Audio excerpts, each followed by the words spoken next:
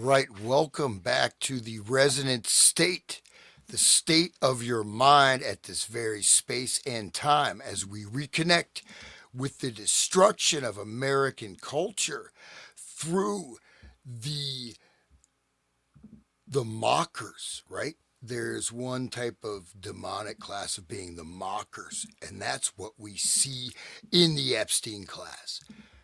Ultimately, they do it and they mock you. They're mocking you as they laugh at you. And so as we go into the deviant art, we see art is a bridge, between, you could say, man, culture, the cosmos. Art as its highest form is one of the highest possible expressions of humanity. Art is also artifacts, trickery, beguilement, right? So we enter into this. This is the realm of beguilement. We have been beguiled by this mass culture, by this media, by these genuflecting politicians, etc. And so, as we enter the artwork with William Ramsey, one of the top podcasters in at least in this galaxy, and Sean, who is actually in another galaxy, but he is the best podcaster in that particular galaxy, which is for now unnamed. But but I would I'm very glad to be here. I do apologize. I appreciate all the support I've got, all the listeners. I know I haven't posted anything. It's been a while. I've got a huge drop of material I'm going to be putting out, looking at much deeper analysis of what I would call the moment of the millennium, which is what we're at right now, which I think the Epstein files is a definite part of that trajectory. So, anyways, thank you all, and let's hit it. And William, you got the mic, unless you guys can say something. Thanks, Sean. Do you got anything intro stuff? Oh no, it's just glad to be here again. I'm always glad to talk to my friends here every week, and thank you for joining us again. Yeah, we had great responses for this series and the Epstein files, and people are saying it's totally original. I haven't seen other stuff out there. A lot of people are still talking about it, but we talked about last time, like how, like you said at this intro, Hans, is like the doorway to the soul in these files, and I think there's so much art here that is. And I kind of almost feel like I've only, seen the surface of the iceberg, but it goes into the whole art world and Epstein's connection and how connected he really was, like, to so many people in politics, finance, but also art. And there's evidence in those emails of just so many art connections to kind of infamous things that even people may not be in the art world are familiar with. And so I tried to integrate those into this presentation, this slides presentation, which it's pretty lengthy, but it just shows how much stuff was in there, and stuff was in like the mansion, and how these, I mean, I think it's insight into the rich and their proclivities and what they're interested in. And he's a perfect like exemplar of kind of like the deviant art, or the transgressive may be a better word, but that was just the word that I went with. But I kind of, just this introductory slide is really just about how the taxes work and how art is often a means of wealth transference, wealth preservation, tax-free stuff. And so I think that these guys collect for that reason. They also take loans out on these art and collateral. And I think you see a lot of that, like a lot of people are familiar with Hunter Biden and his art, where he's making 500,000 for like watercolors that I could draw. And so it's a means of like wealth transference. Also, he probably could take loans on stuff that he didn't sell, and then he could just renege on it and keep the profit. So there's like all kinds of little tricks that they do. And it ties back into our other previous discussion of last week and what's commonly called Pizzagate. I prefer the Podesta emails, or the Podesta files, because it's much broader than what we saw in Pizzagate. But I think that there's just an analog, and there's so many analogous things between the Podesta files, which were released in 2016, and the Epstein files. So, and it goes, he was in the art world too. I mean, for people who don't know, but Alephantis had an art studio, I think in Germany somewhere. And there was like art being shipped around, and you'll see that in Epstein as well. Yeah. Uh, real this is- quick. Oh, Sorry, no. Hans. Sorry, but the wealth transfer can also be that's the money transfer, but then you can trade the children behind the scenes and pay for the children with this artwork. And also look at, the George W. Bush started being an artist after he was done being president. Who was the guy from Boston, the mobster, Whitey Bulger he was doing art in prison. He's selling his art. Like, so think about like organized Serial crime. killer. What's that guy? Gacy, the Yeah. clown Oh, paintings. right. Yeah, right. Yeah, that was the cover of Acid Bath. They didn't even want the band did not want that as their cover, and the company that owned them made them have that. Like both covers were like serial killer artists. So I'm glad that Acid Bath. People should check out this. But anyway, the transfer of money can be, like when Washington D.C. Decriminalized cannabis, but they weren't allowing anybody to sell it. So, but there would be people on the streets that were selling a T-shirt for $50, and it came with a free bag of weed, and it's like how they were getting around the law. So keep in mind that can be done with the art too. You get a free, you get this $10,000 piece of crap art, then you get the free child that comes with it. So. And you'll see that in here. There's a transference between Epstein and this guy Serrano of kind of like actually religious iconography. And you kind of wonder if there's something else attached to it underneath. And I mean, I don't have any proof of that, but it is odd that these guys are like, I really wanted this Mary praying when they're like into transgressive stuff and transgressive art. Like, what is Epstein doing with this? There's also, it comes to mind, there's a transference of an antique or antiques between Maxwell and other people. And I didn't see a cost associated with it when I was reading through it. And it makes me think something like this is going on. Because somebody hasn't done the forensic analysis of all of Epstein stuff. So it's like, it's just totally Byzantine, man. It's like a true wilderness of financial mirrors. But like, where are these people? Where's this money transferring coming in? But like some of the documents I've seen is like he's just sitting on cash like crazy, $80 million in cash and stuff. Like, wow, and these different trusts and stuff. But anyway, this is what the point is of this first is to I'd like the listener to think that it's not just art that they're dealing with. There's something under the surface, sub rosa, occulted transference of money, tax havens, the kind of stuff that Jeffrey really started out doing for Bear Stearns was like tax havens and shifting money offshore and all that stuff. That's really where he earned his stripes or his bones. Yeah, somebody says here, isn't hundreds a way of laundering money? It's certainly potential. I don't have evidence of that, but in my opinion, they are overpaying for his art. It's not worth $500,000 of what they're paying. So something else is going on, in my opinion. So yeah. Anyway. I wanted to just bring up first of all, like for the series, the one thing we've done is to go into deep dive into documents and not just, one little factoid, throw it out there. But, we went through the FBI disclosures, right? We brought a lot of new material out. So that's one of the unique things about the show. But I just wanted to just bring up the idea that also we have to look at mimetic warfare as a component of this, and even using negative press as a mimetic weapon. Epstein files, this disclosure, mimetic weaponry. You know what I mean? So you have you deflect from the source points. Example, Pizzagate, right? What is that? Refer to Watergate. Right? So, good point. Yeah, right. Yeah. So there's a book I just started reading. It's called Money, the 12th and Final Religion by this guy who was with Nixon at the time. And it's super deep. He talks about Moloch and all this stuff. But he says that the gate, this whole thing was constructed. Watergate, Pizzagate, Monica Gate, right? It's a gate. And then Pizzagate. So why is this? Who gave this that name? Why does this have that name? Right. Right? So you think of a cover up, but then you think of a term that means it's crap bullshit, and then pizza. Oh, pizza gate. Oh, this is these guys are really right. But look at this.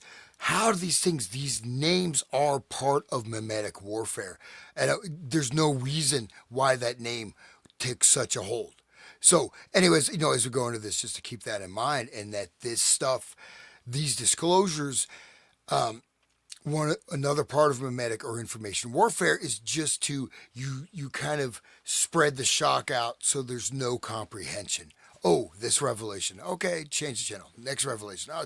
No, this is a seminal document. I mean, this is a world historical document, at least in terms of the American Empire and its lifespan, you know, so to speak. Anyways, I'll leave it there. But yeah, go ahead.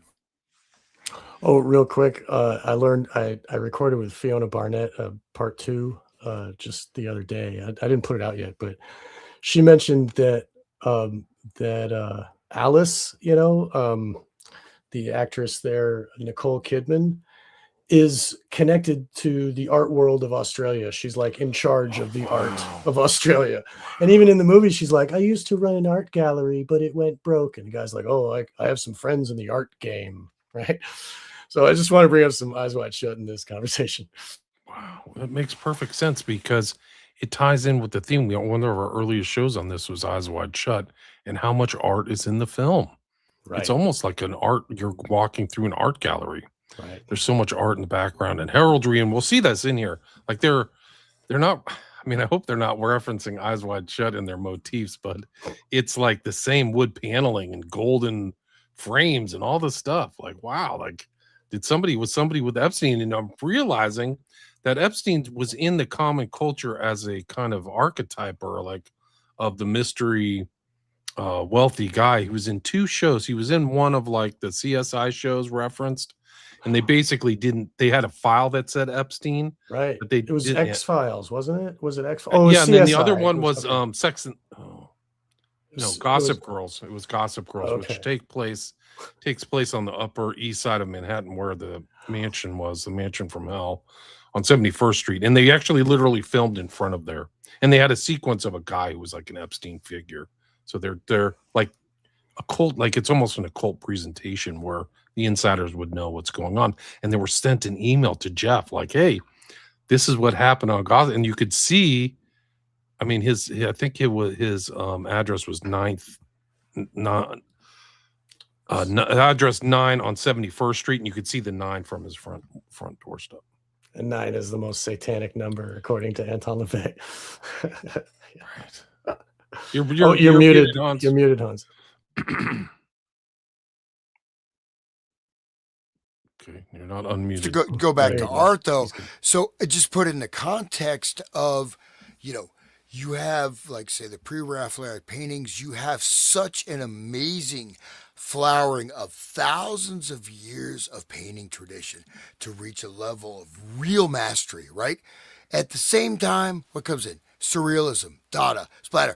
These amazing artists are starving in the streets, dying of starvation, and people, selling a jar of piss are making millions, right? Literally. And then, of course, it's interesting you say that. We're going to see this today. Piss Christ. Yeah, Piss Christ is actually a good photograph, though. I'm sorry, guys, but okay. But I wanted to mention this. Cosmere, just talking about this international art scene. So these are things that cost millions of. I mean, Rolex is one thing, right? You're talking about these are. So, for example, Cosmere Malkovich, supremacist composition, a black painting of a black cube, $60 million for a painting of a black square. There's 4 versions that have been sold for 20 million each of a painting of a black square called supremacist composition. So that's just a factoid about the art world that, okay, here's a painting of a black square where I can paint a black square. I paint, but what I'm saying is that, like, there's not only the occultic aspect, but as you mentioned, the money laundering and the financial, but this high world, right? Where Like you have people are paying 50, 100, 250 million dollars for something that is, you know, either of questionable esoteric value. But so I think it's very interesting. It really is. I mean, it's also like an asset that can move around very easily, so it's tangible. There's all kinds of things having to do with art that are much different than stocks. It's move around, you can keep it somewhere.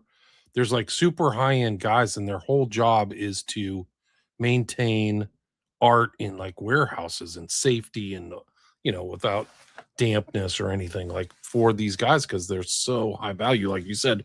And you're kind of uh presciently anticipating what's in this display of one of the wealthiest artists in the world who had a connection to Epstein. His name is Jeff Koons, and his art is very strange. Like it's not something I would even have an interest in paying $5 for, but a lot of people paid a lot of money, and it's kind of like a celebrity thing too. Like these artists become celebritized, so it's another interesting component about the art world too.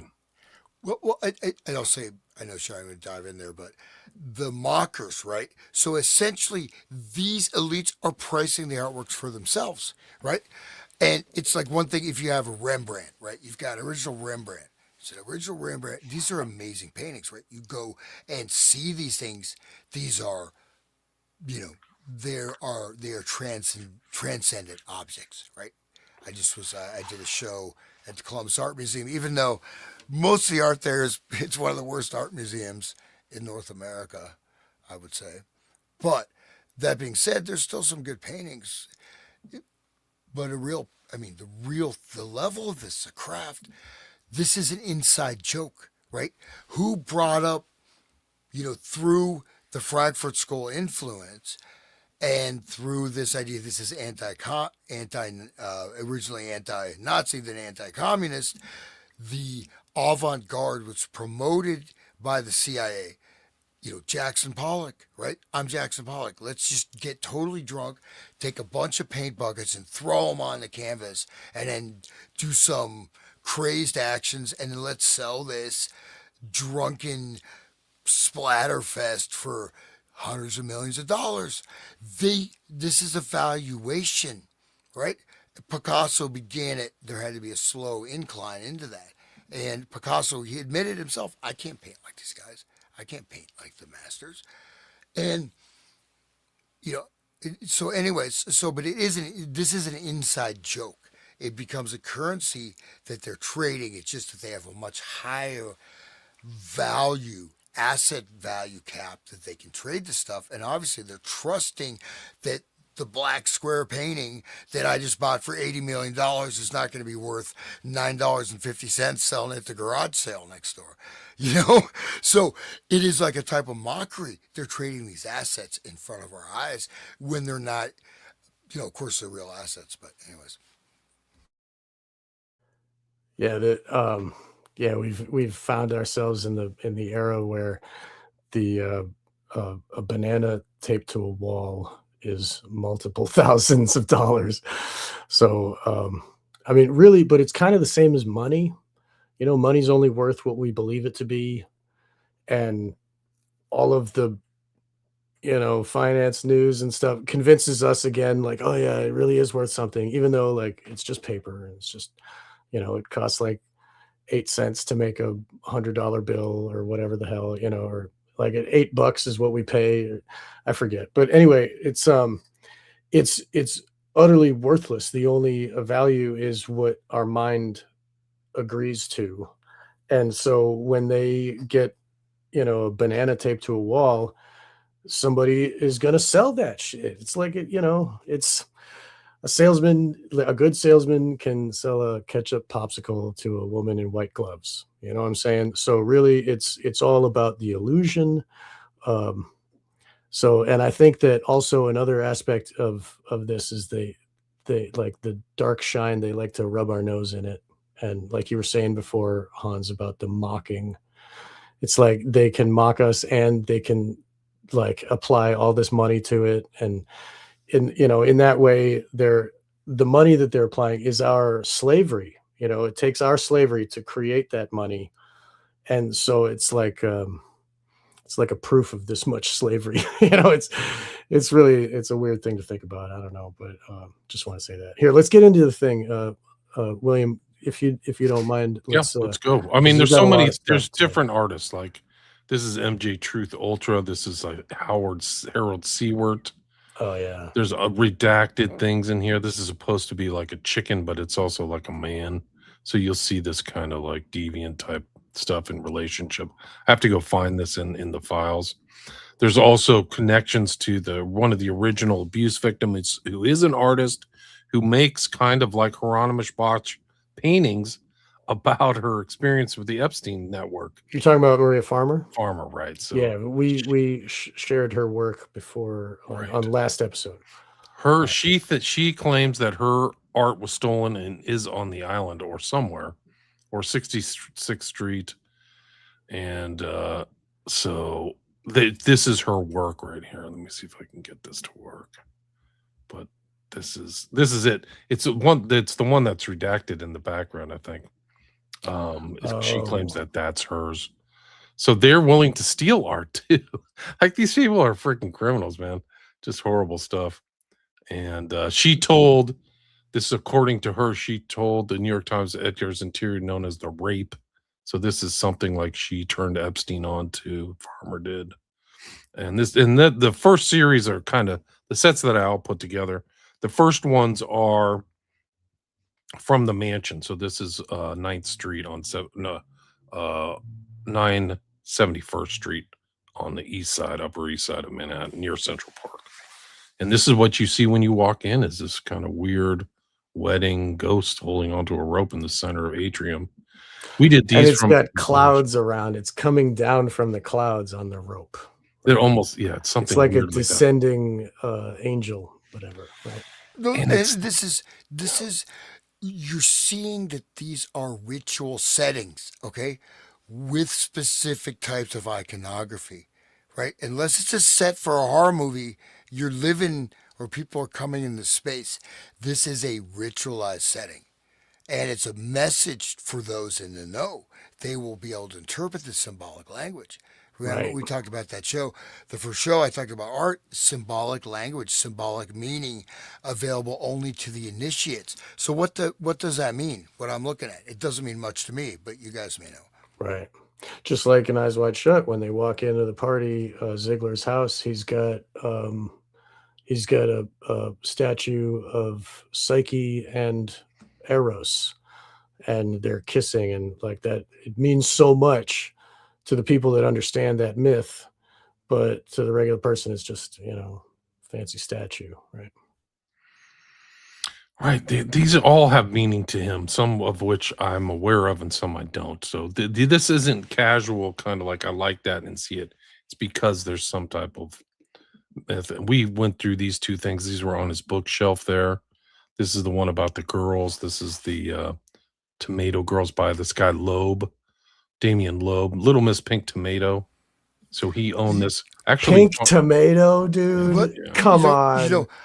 Tomato sauce on cheese pizza. Come on, dude. Oh my. But just to call attention, right, to the painting, right? So we have, again, art. This is supposed to be, very deep type of perceptual thing, right? You're looking at a masterwork of art. It's not like you're like, oh, here's a, cartoon image. No, so there's a lot of detail. Notice like the demonic faces on the girls, right? And the fact that a lot of them look like boys, you know. And I mean, for example, the one in yellow with that, the colors schematics. She's opening this like kind of a heart thing. I mean, there's a lot of detail in this painting. I mean, I've not going to detail, but you just notice their gestures and then the camera right in the front, right? So this is photography.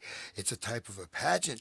But the one in the yellow bathing suit, look at that black cloud behind them, right? It's a tornado. It's a tornado. Wizard of Oz. Wizard of Oz, right?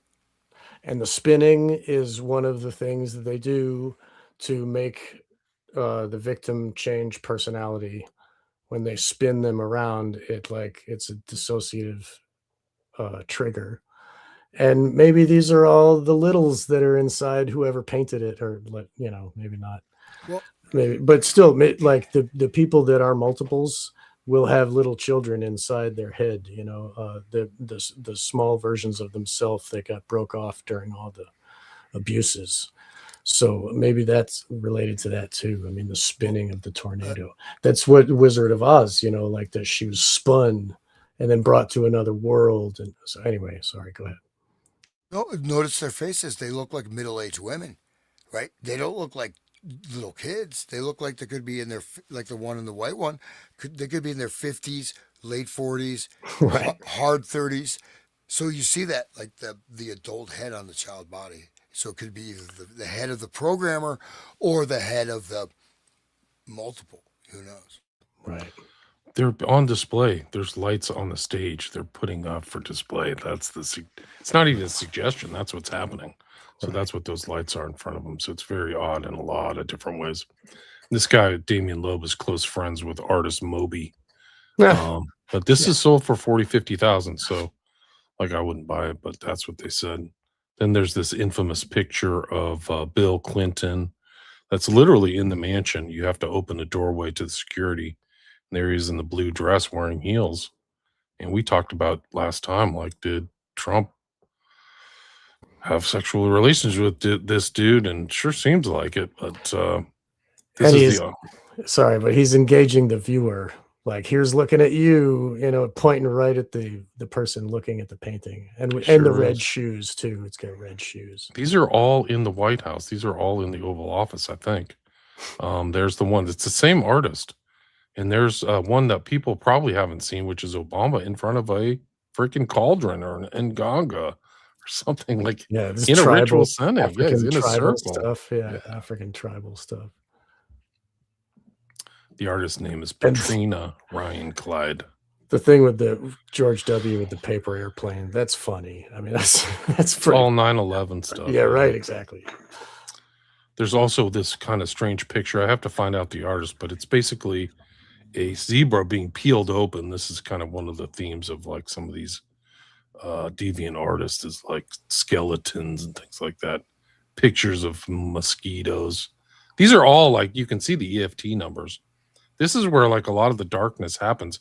For some reason, these three pieces of art are redacted, but they left this one redacted. And there's a Um, lot of sequences of mirror sequences in the porn pics that I've looked at, which are all redacted. There's a lot of sequences of girls, naked girls in front of mirrors. And I think that there's some kind of weird occult thing going on, even yep. with this. Yeah. Remember Alice in the Mirror and Eyes Wide Shut, where Yeah. she dissociates? She like Yeah. goes Well, right when the act of sex is happening. She goes into dissociation mode. Like that's the mirror is the calling up of the altar. Like the other well, one can come up now. You look at you, it's a trigger for the altar to come forward. So that way they don't have to do anything else. The person just sees the picture and then they just go into the state of like, oh, now I'm rape victim altar, like I mean, you'll hear stories about women talking about like when their abuser starts unzipping their zippers, like they just go blank and they don't remember anything else, like because that I it's the talked to trigger a happens. girl who was she was in this whole kind of thing about escorts and stuff. And she said that she dissociated every time. yeah. So every time she had to do her job, she would just go out of her head. Like Exactly. literally, it was a trained thing. And so this makes perfect sense. One of the other odd things about this is why is that behind a kind of looks like a cloth like curtain that you could pull back and forward, you know? Like what's up with that? Like so basically he pulls like the curtain open to when he's raping. Like massage is a code word, right? It's a massage for the sexual abuse. Like he grooms them into the abuse and then ships them out. And a lot of it it took place at every place he was at, but mostly in Miami and New York. But like this is all creepy. Like why is that your choice, you know?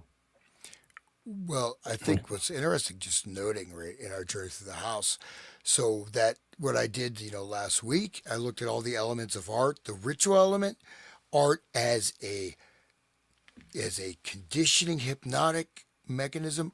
The mirror, look at John Cocteau's movie Orpheus, Orfeo, right? in Orfeo. So John Cocteau, surrealist filmmaker, very much connected with some of these various occult orders. But in this, you walk through the mirror to go to the other dimension, right? Like Chronicles of Narnia, walk through the mirror. So we see the mirror, the lady looking in the mirror, her reflection would look down, right, upon the people in the bed. The other things are hidden. So the mirror can be a dissociational mechanism or the art itself for the victim and be a porthole for those who are coming out from behind the curtain, right?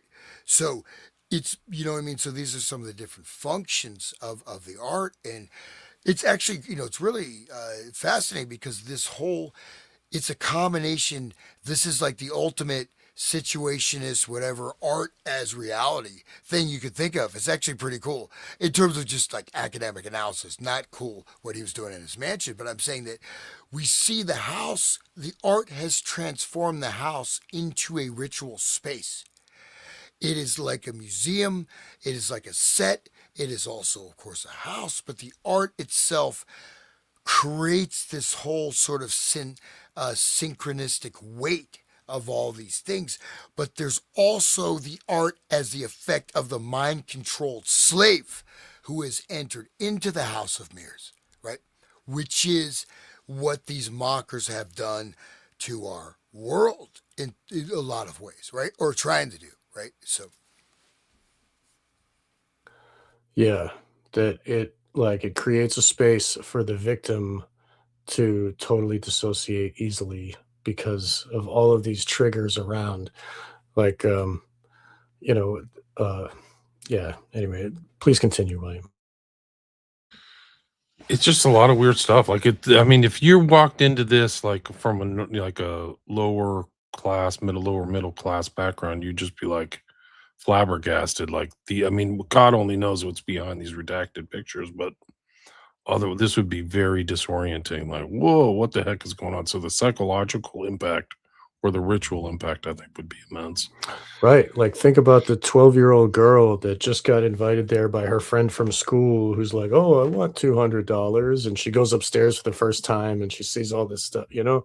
Like it puts her in a different space mentally. No question about it. This is odd too. Like, so you see Christian iconography on a guy who's Jewish, who eats kosher at times and calls people non-Jews goyim. Um, you'll see this in here, so it kind of makes you wonder what the heck's going on. This is another religious iconography figure amidst all this kind of weird art. I think that's Christ on there. So it's like, and we've already seen like blasphemy, like some girl was praying to Jesus, and he'll be like one of his victims, literally is praying to Jesus, and Jesus will see him, and then Epstein writes to his friends, "Whoops!" Like he doesn't even care. Like it's funny. This ballerina theme is from one of his bathrooms, and I've realized that that's one of his components of trafficking. Is he was definitely trafficking girls from ballerina schools and things like that. And there was actually 2 or 3 days ago, Friday or Thursday, when King Charles the Grim Reaper was Charles III was in town, and this weird fanfare that was taking place with him and Trump. There was also a meeting of victims, and there's just one girl whose name was Bensky, but she was from ballerina. She's groomed out of these ballerina schools. And I didn't make that connection. I saw it now, this kind of weird art of a ballerina doing it. That was one of his kinks, is this kind of ballerina thing, but there's other he either he took sets or he took pictures of a lot, or somebody he knew took pictures of a lot of girls, and there are like what you would see kind of in a set of like a series of sets of women in various states, the same girl, but like it would be like if you didn't have a video camera, you would take 20 or 30 pictures of this girl in different poses, and he did that once with a girl clearly who's a ballerina and on a literal ballerina pole. So I think that's one of the aspects of his whatever thing. is that Pink real? ballets. Look at, sorry, just one thing. You see the shadow? Is that a real? It's 3D. It's an installation. It comes off the wall. So it's fully It's like a dimensional. statue. It's like It's like some a kind of, leg. Oh yeah, my god, yeah. That So EFTA that's number's really there. creepy. This people is when should they know raided his mansion after they arrested him back in 2019. That's when these pictures are from. people should know about pink ballets. There was the Troquet affair um, in France, and it was in the 50s, where a ballet troupe was touring Europe, and it was a front for child trafficking. So that was a whole thing. And the guy had a madam just like Maxwell. Like, people should really look it up. It's the same thing, and it happened in the 50s, like 58, I think, something like that. The pink and blue ballets, pink ballets, Ballet Roses affair is what it's called. You look that up online. Yeah, you have to translate it because it's usually referred to in French. So Okay. because of it, yeah, it's Belgian or whatever. But yeah, Yeah, that's real. right. Talk to people about it. That's right. So it is a But real thing, and that has happened historically. So it just makes sense that it's still happening. but that bathroom is just like it's a crappy bathroom. I mean, my bathroom looks better than that, man. You know, so it's almost like let's wash the blood off type of bathroom. For that level of wealth, think about it. You know what I mean? You know what these people's bathrooms look like? I mean, It's this probably for the the victim to slaves, stay the to stay slaves, in. yeah, Yeah, right. with that leg, yeah, that's mentioning the mirror. Like I said, you have both. You have three aspects, right, of the art. Real quick, is that one is that yeah, you mentioned the mind controlled. You walk in there, the intimidation. This is just gonna be you won't know where you are. Absolutely dislocated. You can bring someone in from government, whatever. Oh, he's got eccentric taste in art. For someone who is involved in the ritual cult, it is a temple, except it's hidden in plain view. It's a ritual site, ritual temple with all these occult stuff that normally you walk in, you don't see like bodies hanging from the ceiling and sense, you know what I mean, like the whatever hammer horror house of horror satanic sacrifice, but that's what it is in your face if you look below the veneer. I mean, I'll offer that as a speculative. Another thing, the act of tying on the ballet shoes, it puts the person in another state where they're going to perform now. They have it's part of the switching. Like, a lot of these little acts make um, like, I don't know if that's true. I am assuming it to be so because of the way that every like when you put on the costume, it's becoming the other. And someone commented here, I put it up, that Black Swan is a whole thing. That's right. Like, she's dissociative. She has another personality. Like, it's and she's a ballerina. She's in ballet school, and so these people they're preyed upon just like in the models. It's the same. It's just another group of young women that are separated from their families that are easily preyed upon. You know Beautiful young women, and really I think that's what ballet has always been, is like prostitution, but I can't prove that. I don't know. I should probably look it up and see. If you're a rich guy in France and there's all ballet and these young girls are dancing around, they're super skinny. That's it. This is a birthday card to Jeff from a ballerina. You can see she's in a ballet pose. So you can see like this thing, like this whole theme. I think she's probably, in a place where they get dressed, like a dressing room is my guess. Nobody's seen this in public, but this is just an example. So it's a side of it. Like when this girl, I heard her on in Congress with Ro Khanna, who was a co-draftee of the EFTA legislation. I was like, oh, I made this connection. So like the ballerina. Remember, that's the bathroom. So the public wouldn't really see that, or the girls wouldn't see that either. And Only the these are the woman that is staying there for the night. You know what I mean? The one that they're preying upon. Right. So anyway. here's an example of like what he was doing. I don't know if he's taking these pictures, guys, or if somebody else is. I suspect in some of these instances he is, but there are hordes of data sets like this. But these are just like classic motif. This is a dancer or a ballerina of some sort. And then it seems like this is the same person. She seems to have the same skin tone. So then he would take these. This is definitely Little St. James. So this is either a victim or something. And I mean, they're all like, they're super redacted. Like, you can kind of get the gist. You can tell it's Little St. James by the background here, because that's Big St. James in the background. Little St. James is kind of a smaller island next to Big St. James. But then you'll see these sets, same underwear. And then this might be the same person at the ranch. But I mean, at the Hell Ranch. So I don't know. But this is like 13 pictures, but there's the ballerina again. Like, it's crazy. So anyway, the art reflects his real world. There he is. This is Irina Shuliak.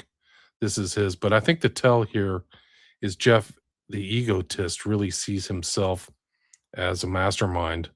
So he's kind of making the hand on chin. And then Shuliak is his little, side piece who's admiring him, right? Your face is facing them. They're not independent at all. So I think that's it. As a lifelong bachelor, we don't know how many kids he has or whatever through Cryobank. I'm not aware of that yet, but there's no evidence he ever got married or had anything. This is kind of like the ornate stuff. That's royalty in the background of some king or queen with a baby. So this is kind of eyes wide shut stuff. This is definitely this is a picture from the mansion. Another picture in the bathroom of like a naked person that's redacted. A pair of women's breasts from another slide. That was his thing. And I can bring up his statuary. Like, he would keep statues of this. Like, it's weird. It's almost like a Jeffrey Dahmer-ish, where he had, what's the thing where you put clothes on it? It's what's the word for that? Like a Mannequin. mannequin. Yeah, he had like mannequins of Is female that anatomy. is that a photographer is that somebody? I don't know. Maybe it's a special? famous nude photographer. I don't know. Okay. I mean, it's a good image. They did really good lighting on the boobs there. Whatever. I mean, but anyway. Yeah. Yeah, this is like art. This is like art photography, Yeah, art, fine art. erotic stuff or whatever. Right. Yeah. It's high art. Right? He had a lot of porn, and it's hard to go through the video stuff, but the one thing they didn't redact is he was into this one style of porn called Met art, which is kind of like a higher end. It's not Hustler or something, which is like super vulgar, but Met art is like, I don't know, tasteful porn or something, I guess you could call it. But like, they got like real Playboy as photographers. opposed to Hustler, right? The Playboy version. Something. You can look up Met art. I can try to bring it up, but I'll probably get censored off of YouTube, like last show. Pictures of Little St. James in the mansion. So like, he's referencing his island. That shows that there's a direct correlation and tie. This is one of the old Greek gods, as I'm told, in the background up on the wall. He looks like a Jewish rabbi to me, but this room is weird, and the way they did the wallpaper is strange to me. The pattern on the chairs, the leopard skin, that's like sex kitten stuff. The beta sex kitten women wear that stuff. And also the leopards is what Inanna had leopards. And you see the same thing in Eyes Wide Shut as Jeff. You see these depictions of tigers. So the tiger pattern too is there. Wow. Yeah. There were tiger stuffed animals too with Alice. Like sure were. Yeah. But you have people being placed in these highly traumatic dissociative states, going through all these stages of induction, where you go and you're modeling, every dream's coming true, you're going to be a superstar, and then, goes from here to here, and I won't, go through a depiction of that verbally, but has that same aspect of a highly ritualized space with a very clinical atmosphere, right? It's not free and loose. It's also not, super decorous, but it's very much like a clinical space, like of operations. Like, there's a gong in that room. It looks like a training room, right? And think about people that are really starting to get really messed with in their brains in a house like that as a prisoner. Man, that's going to be deep, right? So it's, The There she gong. is with the tiger, and this is kind of she's insinuated that she's trafficked, like she's a prostitute, but I mean, they're all a prostitute is somebody's being trafficked. So Right. And she had a book on her shelf that was about being a prostitute for rich elite people that are in an occult order. there you Like, go. and her name is Domino, which is the name of the masks that they wear at the party. They're domino masks. There's a whole lot, and the roses on her bed and the whole red, purple. There's a lot going on with her. Yeah. Nothing to chance there with good old Kubrick. So Right. Right. Yeah. He's probably been in these places and seen them back in the 50s before Jeffrey bought them. Like he it probably must have seen. must have been his relationship with the guys who were the studio heads, which he hated. Mhm. He didn't seem to like them. He was always in competition with them. He must have been around them in their leisure time. This is another one of his massage rooms. What's weird about this is this picture is usually redacted. For some reason, they didn't redact this one. And it is like of a woman kind of like in a state of like either drugged out or dead or something. So it's not, I don't think it's that appealing. It's the way it's hung. She's upside down and stuff. So Yeah, she looks like she's been through some tragedy, you know. Or she's been disemboweled, and she's like, yeah, like I just watched the movie Solo, recently. So Solo, this is like not Solo. I'm sorry. Oh my god, We watched that. Not- We had not to watch Solo. it. I know you. I Did. know. I just had the Dario Argento movie about the dance school. Oh, right. Suspiria. Suspiria. Suspiria. Right. That's ballet too. That is ballet. This really reminds me. That's why I was bringing up the ritual stuff, because Suspiria is exactly like this. Yep. Even with the art, you look at the teachers' offices. Very much. Suspiria is very similar to the stuff I'm seeing, except they have this underground these secret chambers underground. I don't know if those are there. We'll find out about them. But I mean, it's weird that I'm this sure art under imitates Zorro life. Ranch has underground chamber. Go ahead, sorry. There's no question that Zorro has underground. It's not arguable. And in the some of the files that I showed recently on social media and Patreon, they said the same thing about Little St. James.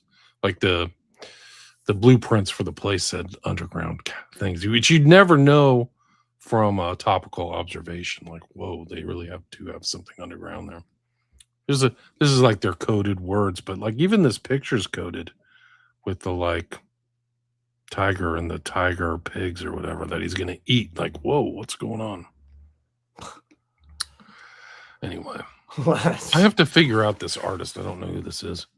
This is another weird one. If you look at the centerpiece there, it's like some kind of head that's been like it's like a malformed, misshapen head on like one of the center things. Looks almost like that scientist that doesn't speak. What's his name? He was in the files too. The guy in the wheelchair, Hawking. It almost looks like Hawking's face, like all kind of. This is an interesting one.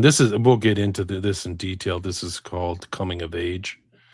And it's so strange how they redact certain stuff, because they redacted the faces of these people. Are they victims, or is he drawing something like this?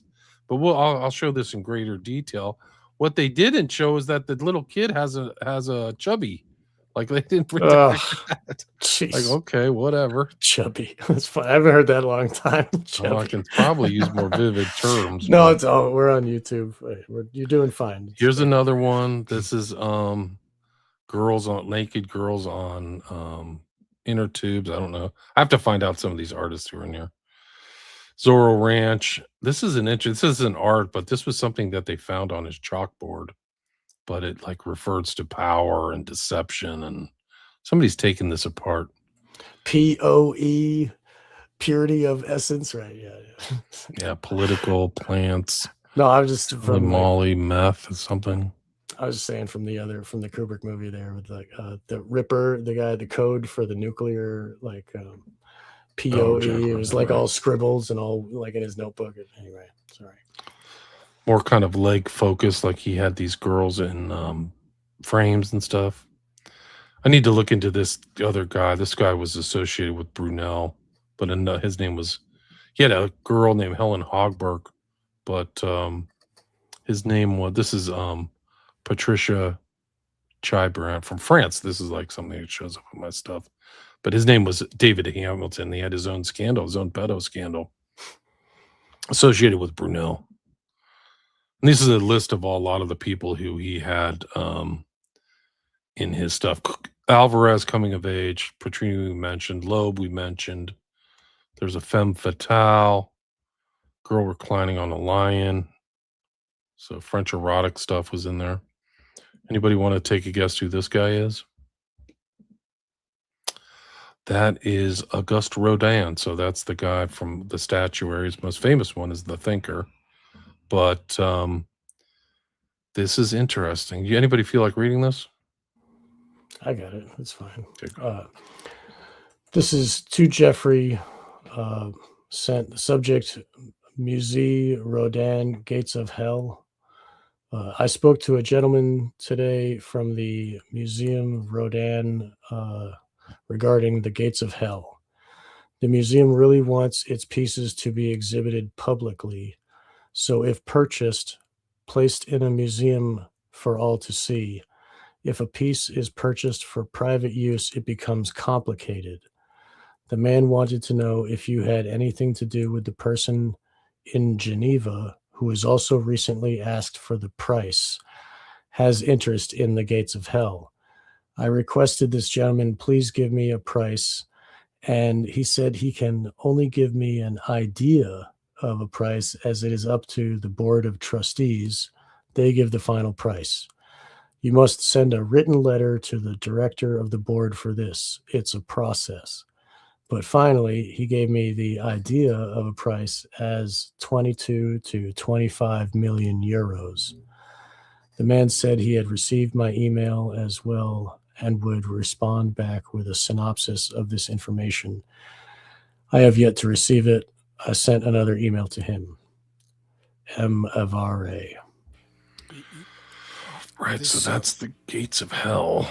Nice. For 22 to 25 million. What does that look like? We're going to get there. Okay, great. Well, this reminds me. So I mean, what's very intriguing about this whole thing is we're seeing. Okay, we watched Solo. I mentioned Suspiria, The Ninth Gate, right? That's also basically about a book and essentially about art, about the collector's market. So this email exchange, it's almost like there's, you know what I mean? Like here we are bargaining on in the infernal realms, like his house. This okay, maybe it's all not that bad, but it really looks like they're abutting some extremely dark forces, and the art is a way of connecting it. It's a way of transacting not only the financial energy, but the energy of the evil, the ritual energy, the whatever the you know what I would call it, like the child sacrifices are going into the work of art and making them like ritual objects of power, like you went on mute for a second. Oh yeah, talesmen of the satanic zombie serpents who call ourselves our masters. Yeah, somebody mentioned in the chat Roman Polanski. We'll get to Polanski soon. He pops up, but he's in the files. He knows Polanski has been to Epstein's mansion, which makes perfect sense. As Polanski, he did Ninth Gate, like you said, and also pedophile claims, left the country over pedophilia, and then went to France. And there are French girls who all say this dude is a freaking pederast, man. He likes young girls, like Jeff. I think he was filming for the elite. I think he was making films of their porn for their black market stuff. Makes perfect sense. Yeah. Make money on the side, income. Like these guys are making money on the side too, doing their dark, evil stuff, man. Right. And they knew there's all kinds of stories about snuff films and BDSM associated with the whole Manson Tate killing. Right. So this is one just to continue. Dear, discussed yesterday, I confirmed several points concerning the Gates of Hell. Original cast legally limited to 12 cast. 8 casts were already made, means that Musée Rodin may still have the possibility to make 4 casts. You have to send a letter to Madame Chevillot, and there is this kind of French art collector, book collector in Ninth Gate too. Interesting. Director of Musée Rodin, using what would be the place. Oh, I'm sorry. Did I? Yeah. I'm sorry. I'm sorry. I'm sorry. Let's go back. The place. Museum of the place. The conditions and exhibition of the piece. As I've told you, this item is generally reserved for public exhibition. It takes 3 years to cast it after signing a contract with a firm order from the purchaser. Usually the payment has to be done 3 parts according to the schedule of casting. Do not to hesitate to contact me for additional information. So they went through the things to find out the price and the whole mechanics of how to cast the piece, right? And these are the proof. Gatesville called it Rodin's life, called the museum. This is from Jeff. So this is 2015. Call the museum and find out how much for the gates of hell. So he barked some kind of order through email, and it started off that chain. This is the gates of hell. This is interesting for a variety of reasons, not just the gates themselves, but the picture and their containing it in the Epstein files, because this is from Stanford University. This is Palo Alto, and there's been the Edge Foundation. I think we talked about Abramovich and the Edge Foundation in 2015, 2016. I don't know the date of this picture, but So this is a cast that is on display, right? correct. And what you just heard from the museum director is that there were 8 casts. So this is one of 8 in the thing. So he was looking. It never happened to my knowledge. That is wild, man. It's like the 9th gate. Like they're going Oh all yeah, around the 8 world. of them. We're and then looking the at ninth it. one, Here's right? like we're not Yeah. making this up, folks. Here's the actual. No, You I can mean- see the EFTA number right there. You can go Yeah. check it out. What's really fascinating is how big and imposing it is. This is 12 feet tall of solid metal, I think bronze. And you'll see centered in that center piece right there is the thinker, right? And so then on the top, these are all have meaning too. There's all kind of things about Rodin and all that stuff, but this is really an impressive piece. What's odd too is that there's a lot of pictures of it in the files. 1, 2, 3, 4, 5, 6, 7. So there's like somebody took time to do 7 pieces in this. It's interesting because it's outside. The guy was saying in the emails it was on display. This is in a kind of like a sculpture garden, I guess you could call it, at Stanford University at their museum. And you can walk around. This is interesting too, because this is another Rodin piece, but it's called the Caryatid, which is a statuary kind of it's a statuary thing that goes back to temples. They called them caryatids, where they were statues that actually held up the temple. And there's actually the spherical caryatid was the spherical caryatid of 2001 9/11, right? At the World Trade Center. It's called the spherical caryatid. It wasn't really a caryatid, but I think they wanted to impress upon the viewer that it had some kind of meeting. This one is Auguste Rodin's fallen caryatid carrying her stone, also called fallen caryatid with stone, or caryatid fallen under the weight of her stone, conceived in 1881, depicts a nude female crouching exhaustion, bowed under the crushing weight of a massive stone slab, symbolizing burden, suffering, and human struggle against overwhelming forces. Now you got to understand too, the gates of hell and this sculpture, in the sculpture garden, there's like 20 or 30 other pieces. So what's in the files are these 2 specific pieces. So, and it's just saying it's the Gerald Cantor Rodin Sculpture Garden at Stanford University. I mean, so this is an enlargement from a piece from the Gates of Hell. That's what it says, right? So he took this as one of the figures, right, in the decorative motifs, and this is an extraction enlargement.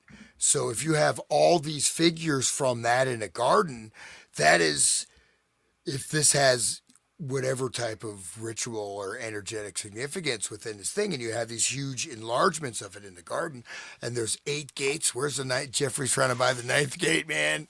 No. Right. Wow. Wow. That's amazing. I don't see that little piece that's in here. Maybe it's on the upper right corner. It said in the thing you read. It mentioned it. Right. I'm just trying to find it on the gates. Oh yeah. Anyway, very interesting. Here's another interesting thing about Rodin. Anybody want to read who wrote this book? This is Wiser Antiquarian. Auguste Rodin, is that how you pronounce it? Yeah, oh, Aleister Rodin. Crowley. Right, there it is. Okay. 7 Lithographs by Claude from the watercolors of Auguste Rodin with a chaplet of verse by Aleister Crowley. So this is one of his rarer books that he put out on vellum. So vellum, for people who don't know, is basically like deer skin. Yeah. Like it's very I think it's lovingly pig. done. I think it's like, okay. Here, Crowley's writing about the caryatid. He has a verse in this about a caryatid. So it's kind of like an old, stylized version of something like pure beauty, burden, all that stuff. Anybody want to read this, or should we just move on? I'll read it. I think Okay. it's interesting because I think that, as I mentioned earlier, like one of the things about what we're doing is we're getting a lot of different aspects, right? You may get this reveal, that reveal. This is some really interesting, like fascinating, deeper depth. So this is very important, I think, to look at these nuances, right? To get that thing. So the caryatid again. Here we go. Shall beauty avail thee, caryatid, crouched, crushed by the weight of a world of woe? By birthright the burden is thine, on thy shoulders the sorrow hath slid. From the hand of the healer, behold, in the steady, continuous throw, shall beauty avail thee, caryatid? Thou wast proud of thy beauty. The burden of thy beauty was hid from thy eyes. How is it now with thee now? By the sweat dripping slow from the brows of thy anguish, we see what the weight of it did to the patient despair of the brain. Shall no God strike a blow? Shall no hero be found the unbearable burden to rid? And if these be extinct, 'tis a fiend that laughs eager and low. Shall beauty avail thee, caryatid? Wow. I'll just re-emphasize, those are the only 2 pictures that are in there of Rodin's sculptures in the sculpture garden, is the caryatid and the gates of hell.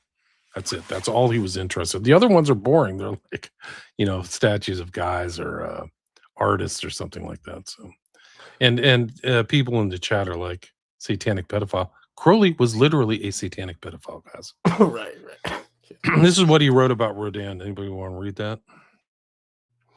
Sure. Let me just comment a little bit on that last poem. So that poem is basically where these forces have taken the beauty, who didn't recognize their own beauty. In a sense, they wouldn't give it to the person that wanted it. That's what's implied, right? So it implies that the beauty is,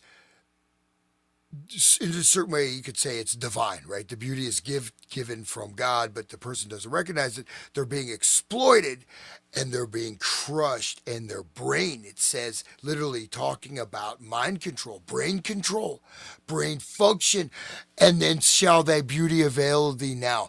No, we control you. You're our slave. Come, you know what I mean? That's literally what it's saying. We will crush you.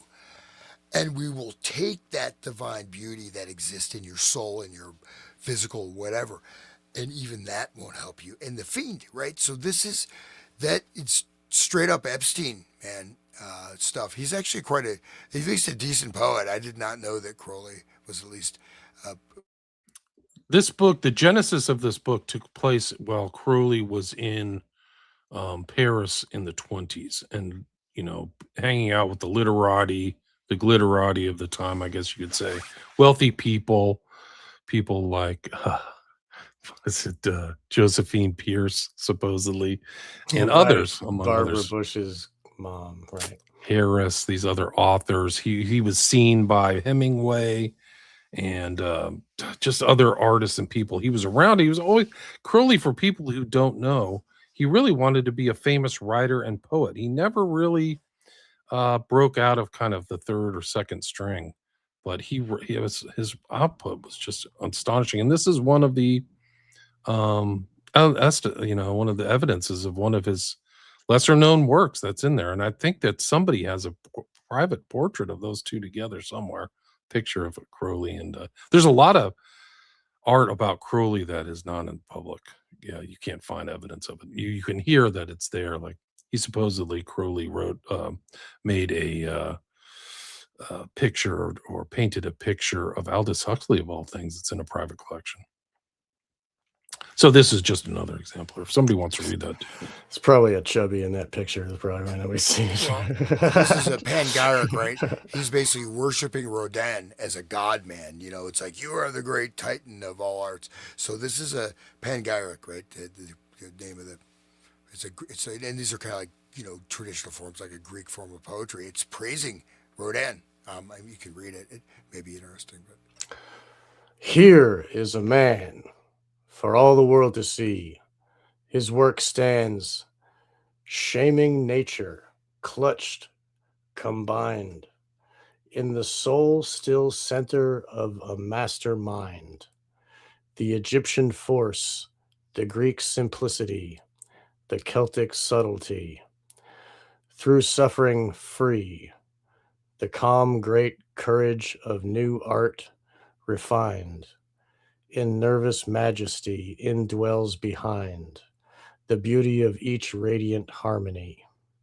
Titan, the little centuries drop back from the contemplation, stand and span, with one great grip his cup, the zodiac, distill from all time's art his wine, the truth.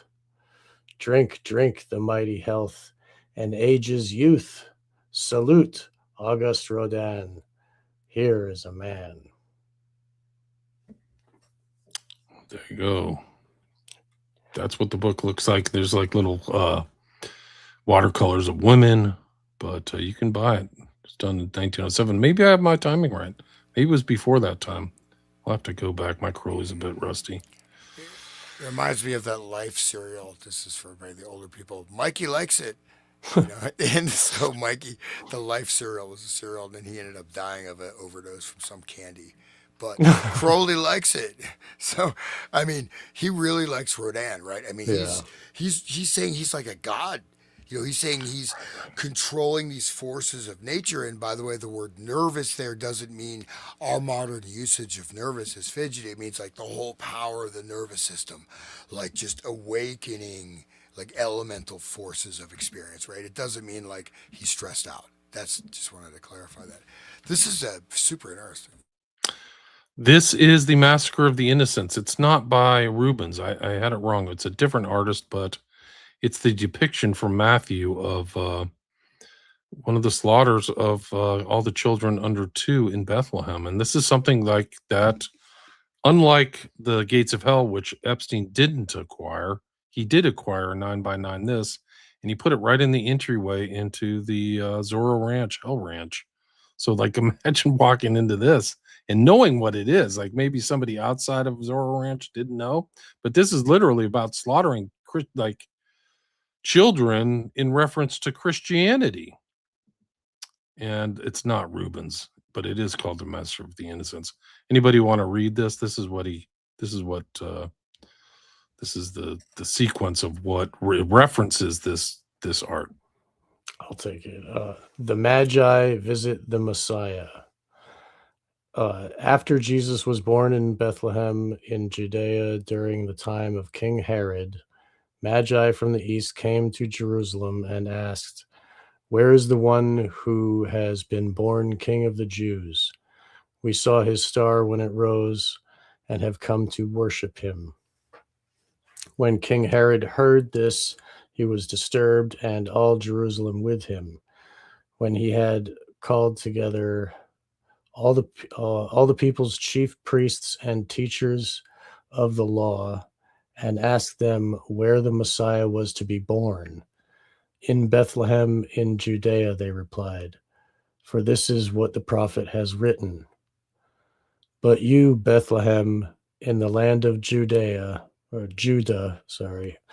are by no means least among the rulers of Judah. For out of you will come a ruler who will shepherd my people Israel."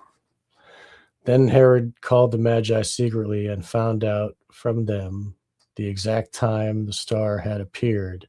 He sent them to Bethlehem and said, Go and search carefully for the child. As soon as you find him, report to me so that I too may go and worship him." After they had heard the king, they went on their way, and the star they had seen when it rose went ahead of them until it stopped over the place where the child was. When they saw the star, they were overjoyed. On coming to the house, they saw the child with his mother Mary, and they bowed down and worshipped him. Then they opened their treasures and presented him with gifts of gold, frankincense, and myrrh. And having been warned in a dream not to go back to Herod, they returned to their country by another route. When they had gone, the angel of the Lord appeared to Joseph in a dream. "Get up," he said, "take the child and his mother and escape to Egypt. Stay there until I tell you, for Herod is going to search for the child to kill him." So he got up, took the child and his mother during the night, and left for Egypt, where he stayed until the death of Herod. And so was fulfilled that the Lord had said through the prophet, "Out of Egypt I called my son." When Herod realized that he had been outwitted by the Magi, he was furious, and he gave orders to kill all the boys in Bethlehem and its vicinity who were 2 years old and under, in accordance with the time he had learned from the Magi. Then what was said through the prophet Jeremiah was fulfilled. A voice is heard in Ramah, weeping and great mourning, Rachel weeping for her children, and refusing to be comforted because they are no more. That's what this picture depicts, is that slaughter of the innocents. That's what he wanted. That's what Epstein wanted. The murder of the innocents. That's by Rubens. That's Mother Mary. What he does to those women is like, those women are no longer little girls. You know what I mean? They go to his house at 12 years old and they come out changed. It's kind of, in a way, slaughtering their innocence. I agree 100%. Hi, Rich. This is Sarah Kay. This is the person who worked under Epstein who never got indicted or anything. Jeffrey's asking if you can FedEx the painting you made of the Massacre of the Innocents to the ranch. It's the large 9x9 canvas that we had rolled out for him to see in the entryway where they are killing babies. She literally is saying that. He wants to use it on the ranch and is hoping you could FedEx it to arrive by Wednesday. Thanks, Sarah. Send the killing babies picture. So people can remember back to our earlier Epstein episodes where there were sonograms and there were mothers or victims that were, trying to cover their eyes, but they looked between their fingers and saw them take the baby away. "What did you do with the baby, Maxwell?" And then she has to look at that painting. There's more and more recent stories coming out of Zorro. That's what they were doing. There's an reference to an incinerator, underground things. There is another girl who said that it happened. Her name was there's so many new women like I haven't seen before, but I think they had the courage to come forward. But there's one girl who was on 60 Minutes Australia, and she validated this thing that I did, this story about Blue Butterfly, which is another girl who said that she was operated on at the ranch. Right. And we did, just to follow up, we did one on the code words. One of the earlier shows we did after the Epstein files dropped in January 30th is I had these guys, both Sean and Hans, read something about the animals there. And they're like, yeah, Jeff doesn't care. Kill them. But keep the chickens for the eggs and the horses to ride. And then in the context of like more information that comes out about this kind of baby infant trafficking or whatever the heck they're doing, whether they're sacrificing to Baal or whatever, that chicken with the eggs makes a lot of difference. And then I'm looking through the like video sets of these things of the animals. There's no chickens. I can't find any chickens. Like that's the whole the whole thing is like, well, where is the evidence of this being there? And there's just not any evidence. So let's see. This is another one regarding the Massacre of the Innocents. This is 2010. Please see below. Would you like to proceed? Please do so. Furniture be delivering. That's from Jeff. So Jeff is talking to Sarah about Massacre of the Innocents. So that's a direct tie between him and like requesting this painting. That's a different one. I already read the FedEx one. This is Andres Serrano. Anybody know this guy?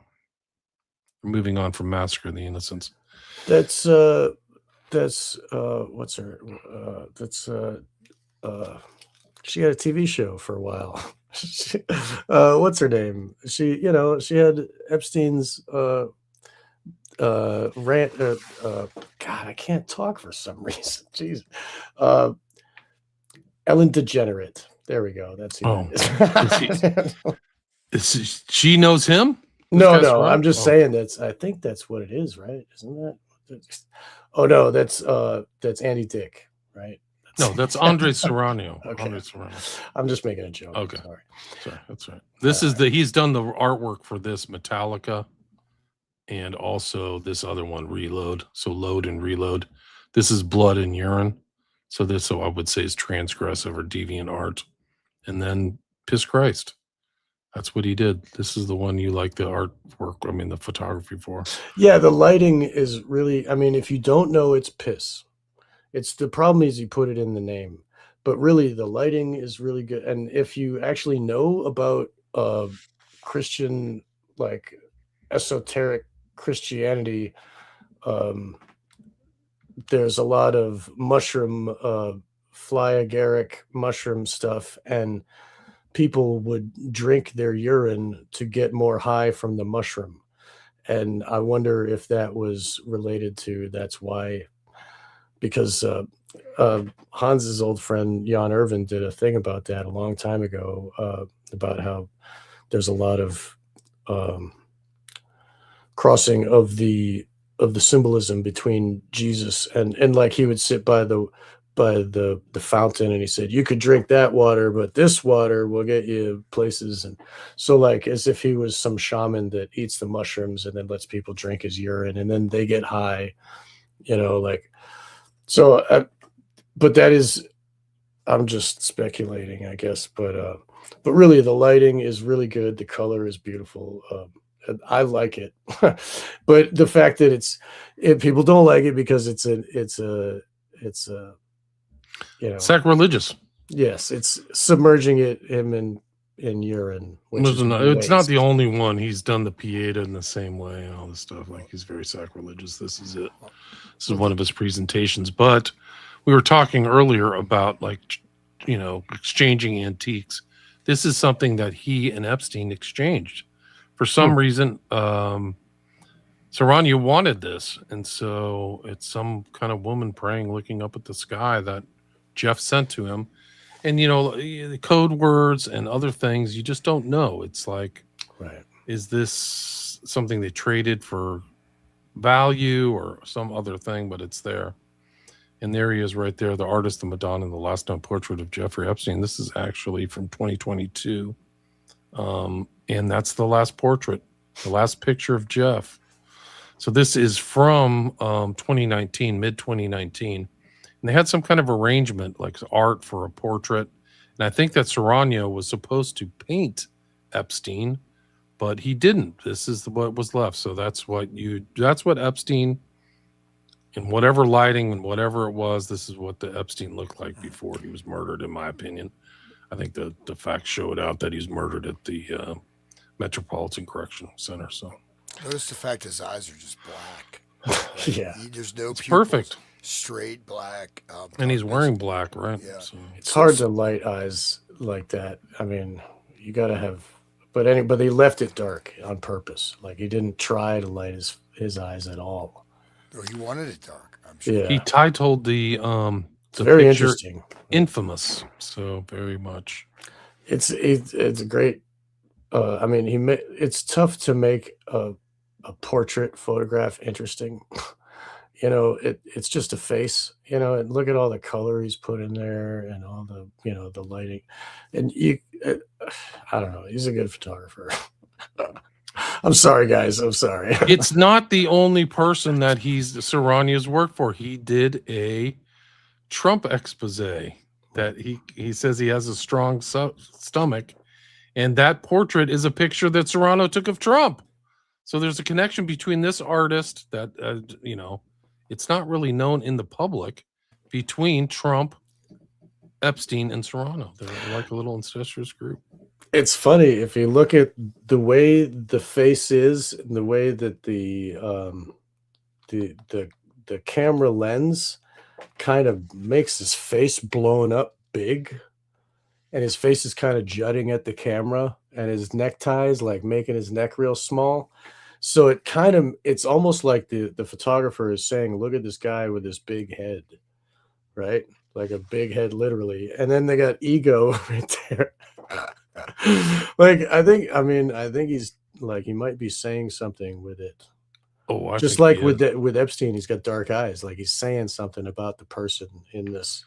No question. 'cause He titled Trump the has a big display head. "The Game: All Things Trump." So he has all this memorabilia about Trump, New York Post things, Newsweek, Esquire. And you can kind of get in the nitty gritty. But Serrano was so interested in getting stuff, he paid $2,000 for this piece of Trump's cake from him and Melania's wedding, and displayed it. That's weird. I mean, like, yeah. I'm not saying he's a good person. M&D, Melania and Trumpy Donald bear? Trump. Where's your Trumpy memorabilia? Yeah, maybe he bought Trumpy Trumpy bear. Bear. He Trumpy should have bought bear. Trumpy Bear. He Well, should have a it's Trumpy bear. interesting you say that, guys, because one of our listeners decided to share a poignant piece of their own thing today, and I'd like to share it with you right now. Sweet. Literal owner of Trumpy Bear. Well, I should put her name on there. Let me see if I can do this. She didn't ask to like have it done. Let me go here. You could maybe crop. I'm cropping it right now. I'm doing it. But here we go.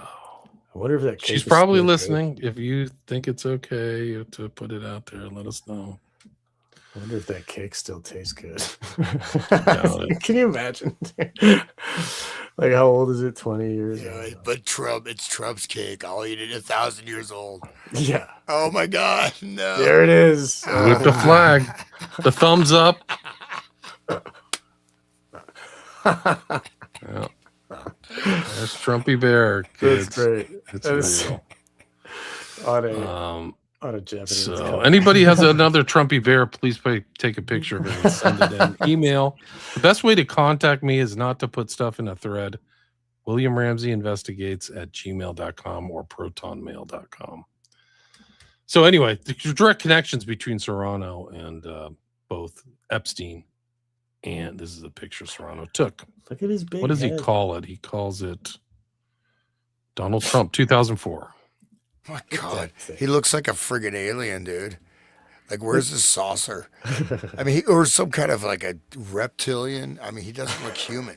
That's a trigger word for all those listening. Sorry. Fucking reptilian. No, but Whoa, no, he's a reptilian. No, he looks really non-human. Yeah, it definitely looks like his head is ballooned up. Like it's really, and they shrunk it down the rest of his body because of the lens. I think it shows the lens. Never mind. Yeah. This is another thing about him. Like Serrano is like, he is intimately connected to Epstein.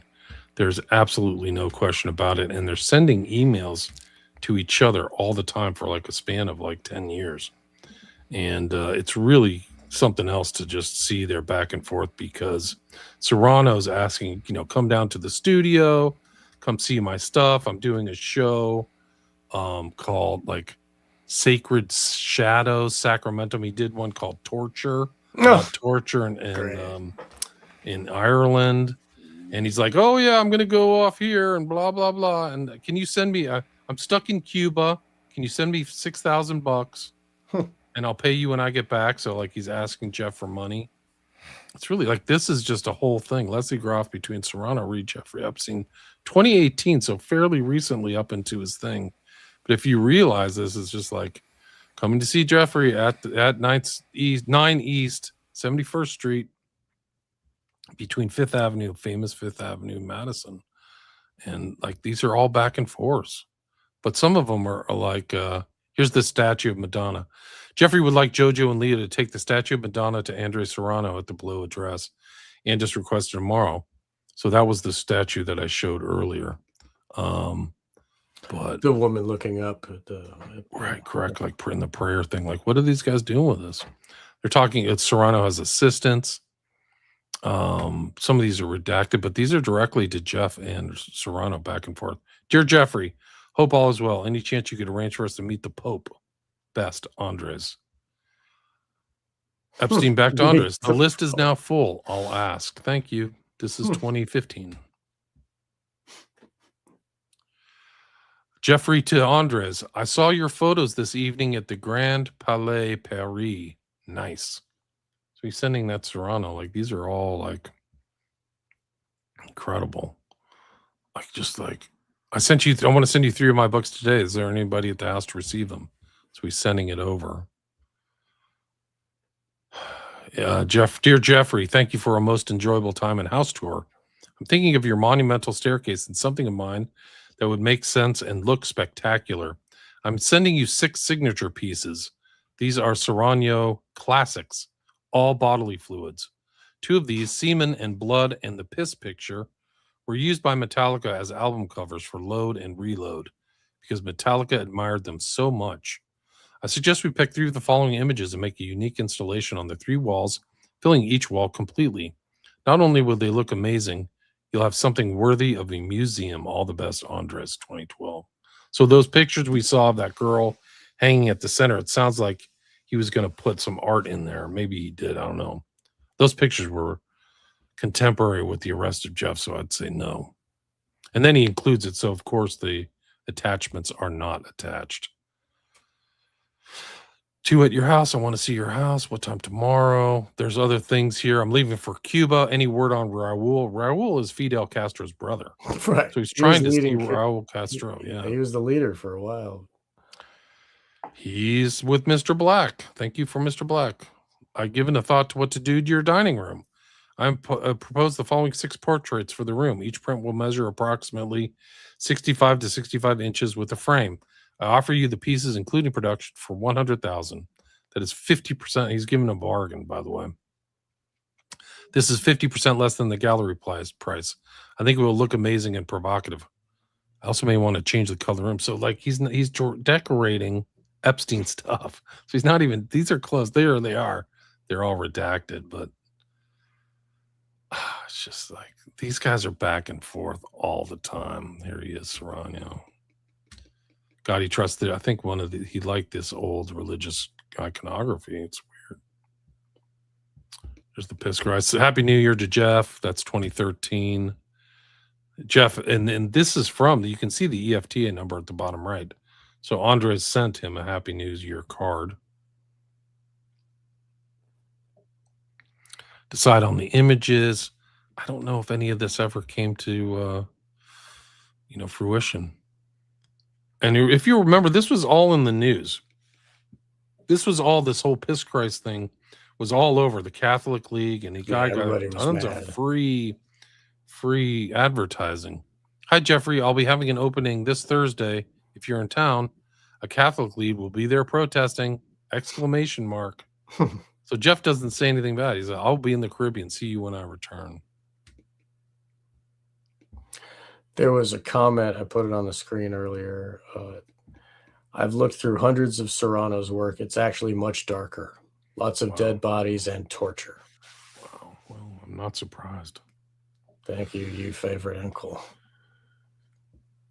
I mean, I could do a whole show on Serrano, but he has a very close relationship to Epstein. Like, there's no question. All I've ever known is that picture. I didn't even know who made the picture. I knew it was a big, controversy of Piss Christ, because they talked about it in photography school. There's many back and forth, 500 emails, but the emails are so haphazard and there's duplicates, so you kind of have to. But it just shows their relationship is like very deeply good friends. He's asking him to borrow money, so that's kind of the giveaway. The next one is this guy, David Ross. He resigns after Epstein files reveal ties that said he wrote to him, "I'm still proud to call you a friend." This is after his arrest. And this guy has been canned. Got canned by, I think, the MOMA. This is a huge museum of modern art. He was the former director in 2009.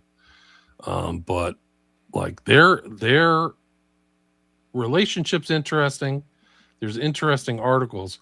But what's really this is what he wrote about Epstein. Jeff, from David, "It's depressing to see how you're once again being dragged through the mud. I'm still proud to call you a friend.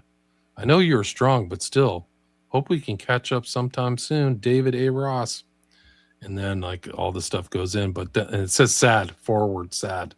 So Dave is sad that this guy, convicted pedophile, is involved in all kinds of incredible dark stuff, trafficking. Two, David. This is the same guy from Jeff Epstein. You want to read this, anybody? I'll read it quick. David Ross to David Ross from Jeffrey Epstein. Sent Thursday, 10/1/2009, 11:30 a.m. and 4 seconds. Roman Polanski's attorney are coming to see me. I might want to fund an exhibition entitled Statutory. Girls and boys ages 14 to 25, where they look nothing like their true ages. Juvenile mugshots, Photoshop makeup. Some people go to prison because they can't tell true age. Controversial. Fun. Maybe it should be a web page with hits tallied. So he's suggesting like a scandalous thing where if people could go to prison over it, like that's how dark his cultural jamming was. And I think we did one of the shows where we talked about him trying to insert nude women into video games. You remember that? So like this is another of Jeff's degenerate evil, like trying to like, oh yeah, maybe we could trip some people up and they'll go to jail because I'm putting in underage people that nobody's sure of their age, right? Like he's knowingly doing it. He's knowingly speculating about it with this guy, David Ross. But he wants to promote it on a web page and tally how many hits they get. Like, let's see how much this is infecting the general society. Wait till the next email. Okay. It gets even worse. True ages. And then if you want to, this is to Jeff. Anybody want to finish the thread there? You have to read them backwards, but maybe if you can try. Because the original one you just read is here. And this is another example of just in a general point is how inconsistent the redactions are. Because you just read that Roman Polanski's attorneys are coming, and then it's redacted on a different file. That's how incompetent these people were. They're not competent. They were unable to like data crunch this accurately. And it's a big tell. Like they didn't care. They just want to get paid, in my opinion. But you have to read it from the bottom up to the top. Okay. So it's an exhibition. Let's say, let's talk today. I'll call you. Would it be good for you? Are you traveling yet? David Ross, you are incredible. This would be a powerful, hourful. He left off the P. I don't know if that's on purpose. Powerful, and freaky book. Do you know the total porno commercial kitty picture of blank that Richard Prince appropriated for an exhibition in the early 1980s? And Epstein writes back, 904, yes, they closed it off in the London show. And yes. Literally 4 minutes later, he has an answer. Yeah. That's a huge tell. 9 a.m. He knew right away who he's talking about, the redaction. Yeah, no, 9 a.m. to 9:04. He's right there on the thread. So first is 9 a.m., then 9:04 a.m. response. Yes, they closed it off at the London show. And then afternoon, the Ross writes back. And yes, this should be a web-based exhibition, totally global and totally open as a 2.0 platform for the ranting of everyone. So he just says he wants to get people arrested accidentally for putting underage kids out there. And then he follows up with it should be totally global. And for the granting of everyone, I think it's another misspelling or something like, because Jeff, he just scattershot, would put these typing things. He must have added like either, BlackBerry or something. I don't even know, but like he would always misspell words. But he wanted to make sure it was accessible globally on a web exhibition. And so if you see some of the earlier ones too, he seems to be setting up some girl he trafficked from Eastern Europe to go straight to Pornhub. Like he was having her groomed. I think we talked about that one, where the girl was redacted, but they're like, oh yeah, she has baby hair or whatever.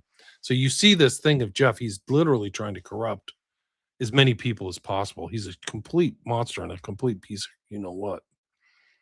Anybody want to take a guess who the girl was who's redacted that they know that Jeff knew within 4 minutes? Like he knew off the top of his head, in my opinion. Probably the girl from the Blue Lagoon movie, right? Very good, very good. Yeah, Yes. she was a Playboy or whatever. They knew this was like Piss Christ. For people who don't know, this prepubescent girl, Brooke Shields, right? Brooke Shields, dressed in makeup like this. This was either published by Hefner or something, but this is Richard Prince, right? He just mentioned Richard Prince right here. If you see, in this, you just read it, Hans. But this is it. They know the pedo. They know the pedo lingo. They know the kind of culture of the pedophilia. JonBenet Ramsey, right? JonBenet Ramsey. Right. That's the beauty pageants, and then this whole thing and the way that was covered up. Completely. Right. I'm pretty sure she was like that other girl Barrymore, where she was like in the public view in a not good way when she was very young. That's my understanding. I mean, anyway, Brooke Shields' mom brought her there and promoted and got her into that movie and was all about it. Signed away all the. Her mom was like a Hollywood mom, Yes. She was the one who did everything right for her. Right. Yes. But I mean, the woman who Roman Polanski raped, or the young girl who Roman Polanski raped, was dropped off by her mother to Jack Nicholson's house, and the girl had the Quaaludes. The girl brought the drugs. He didn't drug her. He just gave her champagne. And there were two girls. It wasn't just one. Oh, I think one never talked. There were two. My understanding. Yeah. Well, they were driven there by mom. So that's Hollywood, though. I mean, yeah. This is another one. This is from the Mansion of Hell. This is George Alvarez's coming of age ceremony in Epstein's townhouse. Now, these were redacted in the pictures that they took in 2019, but this is interesting for just a variety of, because it's not just what's pictured there with the kid naked and ready to roll, so to speak, but in the background there's like demons and stuff. Like I don't even know what they are, but this is the one that they redacted. You can see the AFTA number on the bottom. Yeah, I don't even know if I should show that close up. I don't know. YouTube will get pissed, but this is deviant art, guys. Can you go back? I just want to look at that. What's going on in the background? Women dancing. Doves is like the Holy Spirit, but also Crowley used doves a lot as like a symbol of you know what, Yeah, the dove and the chalice. There's your mirror. She's gazing into the mirror. There's like a chaise lounge or something like that. They're naked. They're multiracial. Yeah, and there's like some kind of bacchanalia in the background. I don't know what it is. It's some kind of writhing women, sort of a bacchanalian ecstasy. Right, you see the horn, Main and they're ads. being possessed by the dark energies or possessing them. See that? They're almost copulating with these possessing spirits that are coming through in the background. Peacocks up. This gives you an idea of the size of it. Oh yeah, I didn't understand. It's big. Like it's like a wall mural. There's the guy that signed it. I think this is literally from the Epstein files. Like it was in storage somewhere. I mentioned storage earlier, so they stored it somewhere. I've shown this. The shrimp. This is up on the wall with kind of like Picasso style cubist art in the background. This is like an infant, and there's a picture. I've shown this to you, Sean, or one of you guys. There it is in the background, and this girl as a statue And I think she might be. They had redacted her underbelly, I guess is what you can say. Undercarriage. But there's Jeff and these two guys. They're just like, this is normal. Like, who's this guy here on the left? Why didn't they redact him? I thought they were redacting perps. But you can see the EFTA numbers right there. You can see this in the files. But there's the Deviant art right there. Like, this is so strange. It's just everything together is Jeff Epstein's inner world is so screwed up, dude. He's a monster. But He should have been put down. Yeah. You got this lounge, and then you have this picture of this nude kid in a sink with this creepy artwork, which is just really not normal. And it's framed, like expensively framed, and this is obviously a meeting space or a casual meeting space. So I mean, I think it's off their kitchen. There's like a little eating dining area, and this is what they're doing. And they've got some girl either trafficked or doing something like, get off the floor, get off on your fours. It's basically back to women as furniture again. Right. But then when she's doing her business under the table, whoever's there sitting at the table can look up at the picture and, have their jollies or whatever. We're trying to use code words, I guess. I don't know. But, I don't know either. It's gross. We talked about this guy last week, Paguzzi. He showed up on the Edge. He's all over Edge. It's so weird. But this is fairly recent. This is within the last year. John Paguzzi, everyone's knows up about a new HBO Max documentary. I know nothing about this. But he is the father of the celebrity selfie. And I have to find out his art. So he's an art collector of African art. Something tells me that it's going to be like dark, African god art, but I don't have any proof of that yet. But he operates in this network. He's pictured with like everybody. Hunter S. Thompson, the Stones, Lady Gaga, Andy Warhol, Schwarzenegger. Who else? Richards. There are two pictures with Rolling Stones by the pool. And isn't one of their founding members, didn't they die in a pool? Pool, yeah. Yeah, Brian Jones. That was another one of the... He was basically SFK'd in a pool, in my opinion, because a guy came out and said he drowned him, and then they chalked it up to an accidental drowning, by the way, there's a number of some of these modern, relatively modern, esoteric schools of occult, whatever, and they say that the true ancient Satanism comes from Africa, right? Which came from ancient Egypt, but it's actually the African is the deepest root of all of it, and that's kind of out there. So I think the African art could be, depending on what it is, could be significant. That's Pagozzi there with Ratner. So you see this nexus. This is the Epstein network, because there's pictures I can just bring up of Ratner with Epstein, right? And Ratner directed Melania's documentary. So this guy Pagozzi is important. He's never been brought up, because here he is in the thing, and he's also at those Edge meetings. Like, what the hell is this guy doing at the Edge What does he do in his life? He just takes pictures with celebrities? What was his actual work? His dad was an executive for a French auto manufacturer. So he was independently wealthy, and he was buying stuff and selling stuff in the hundreds of millions of dollars. So he had a lot of free time and a lot of money. And so I think when he was younger, as like son of a rich kid, this is how he did his time, is took photography and took pictures with famous people. Like, he was like I don't know what it would be, like a groupie, like a male groupie. Yeah, I think that's a good word. I mean, who else is he with? Is that Chairman Mao? Is it the real? I don't think that's really him. I think it's a statue. But I haven't seen his new book yet. But here he is with Paris Hilton. This is 2006. At a gallery. Like, there's this other Serpentine galleries these guys are all at.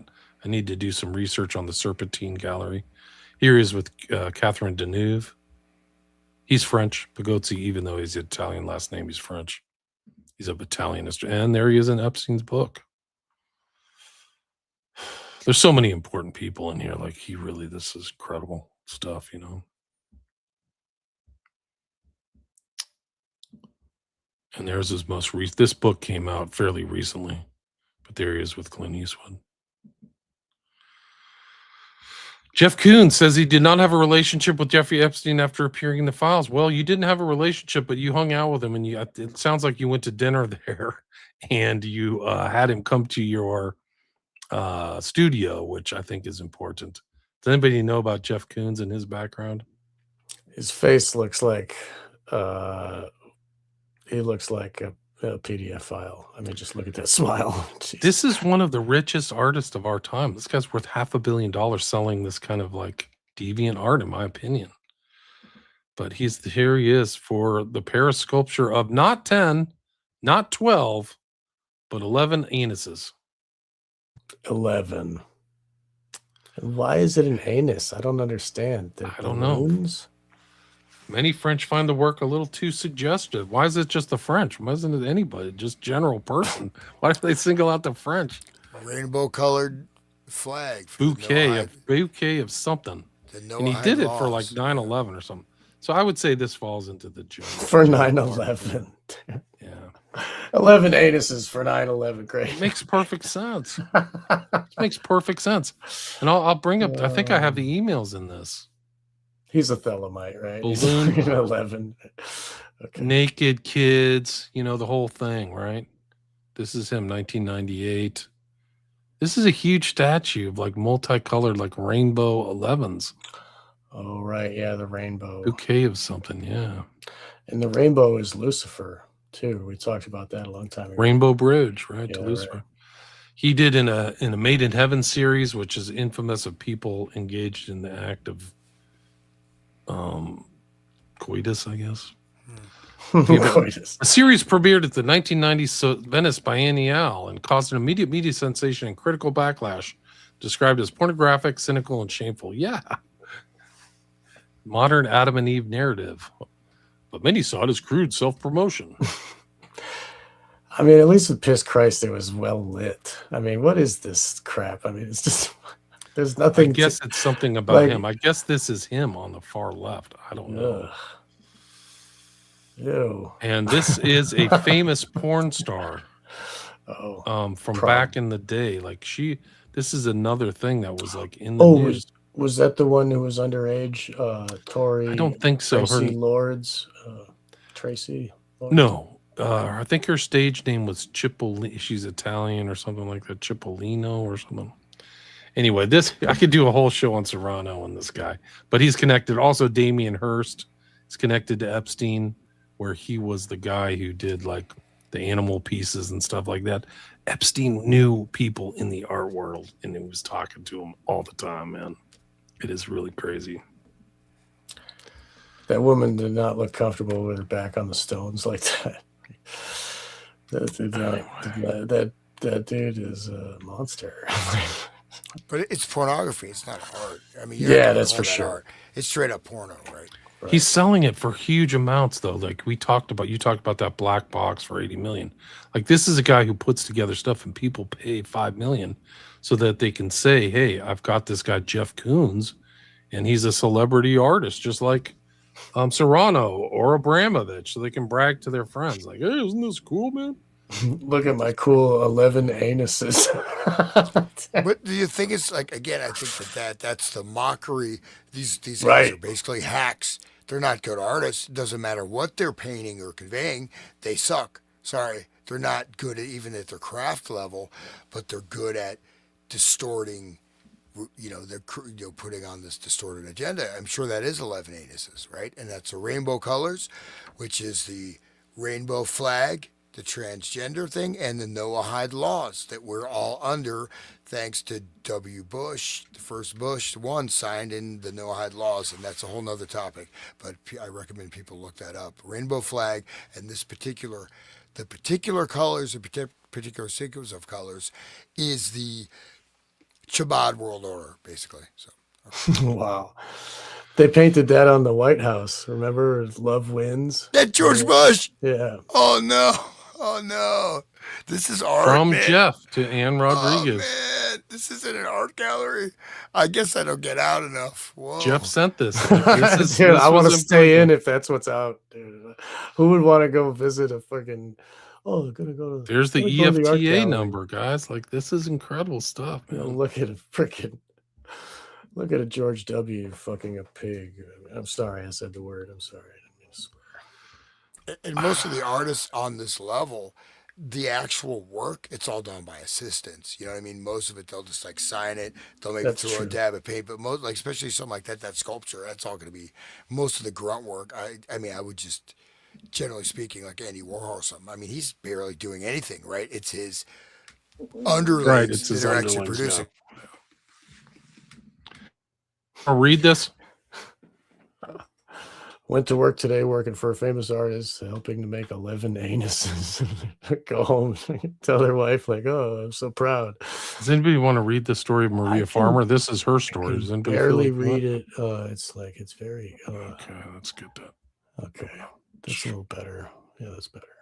Let's see. Okay. Does anybody feel like reading this, or should we read it? Like on my presentation's done. There's more I should have put in there. God, there's so much. But this is Maria Farmer's story about her art and missing stuff. Does anybody want to read this or feel like reading? This is the intake to the FBI too. So the FBI had records of this. Yeah, after this, we should show her painting with the. Yeah, I'll try to find her. I think I have like an article of her paintings and stuff. Okay. All right. Jeffrey Epstein, child trafficking, drafted by blank. All right. Details. On 8/2/2020 at 11:54 a.m. Eastern Time, redacted cell phone number, redacted email address, address, all redacted. Internet protocol IP address. Okay, great. Which resolves to North Hollywood, submitted an online tip to the FBI, National Threat Operations Center, via tips.fbi.gov to report information regarding Jeffrey Epstein and Ghislaine Maxwell. Date submitted 8/2. Threat to life. Submitted text. In 1996, I was 19 years old. My entire art portfolio was finally ready to apply to art school. I showed my best art to former high school classmates. Several were Israeli. I was friends with Serbians who were friends with the Princess of Yugoslavia and the lingerie model actress Serbian Canadian blank, and her ex-boyfriend, the actor Matthew Settle, who owed blank money, and they set up an elaborate plan involving a false romance and grooming me to ultimately be approached by Ghislaine Maxwell and Jeffrey Epstein several days after all of my artwork. Next page. Disappeared. All of her artwork disappeared while Matthew helped the Israeli moving company North Star Moishes move me into my very first apartment in July 1997 when I was 20 years old in Los Angeles. In retrospect, there was a clear plot taking place, and I was introduced to Epstein early on at a bar next to where Matthew Settle lived. I heard blank call him on the phone and ask on speakerphone sometime between April to June of 1997 if Matthew had her money yet. He said to me she would send the Serbian mafia to hurt him if he didn't come up with the money. He did not mention that my artwork was where the money was going to come from. The friend of mine who told her Serbian friends about my artwork, which started chain of events culminating in the disappearance of all my artwork is named Jasmine Tizad. One of my stolen paintings is of Bill Clinton's head on a woman, Hillary Clinton's body. I painted it between November 1995 to January 1996. I was a teenager. I drew my own dental impressions in the Ray Johnson estate collage. I also drew one of my fingerprints, and that art is made out of pieces of my high school calendar, which fell apart from overuse. So I glued the pieces into thick cardstock and drew designs and drawings around the glued pieces. I also traced my own handprints on that art. I also drew a replica of the art on the cover of my 12th grade high school play production program, and I also wrote the fictional bio of Ray Johnson.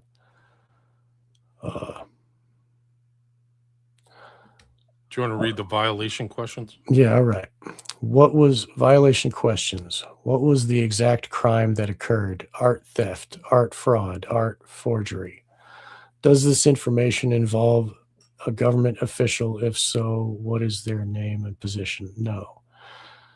Do you have any evidence to support your claim or know of any witnesses to the crime?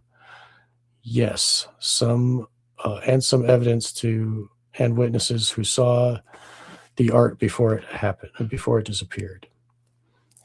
Did you suffer any personal losses, financially or physically, due to the crime? Yes, to both questions. I've spent $100,000 my dad had to give me to buy my stolen artwork back. Wow. But most of it I can't get back because it's been sold through Sotheby's in June 22nd, 2017. London catalog art, the 2017 London catalog artwork misattributed to a variety of artists.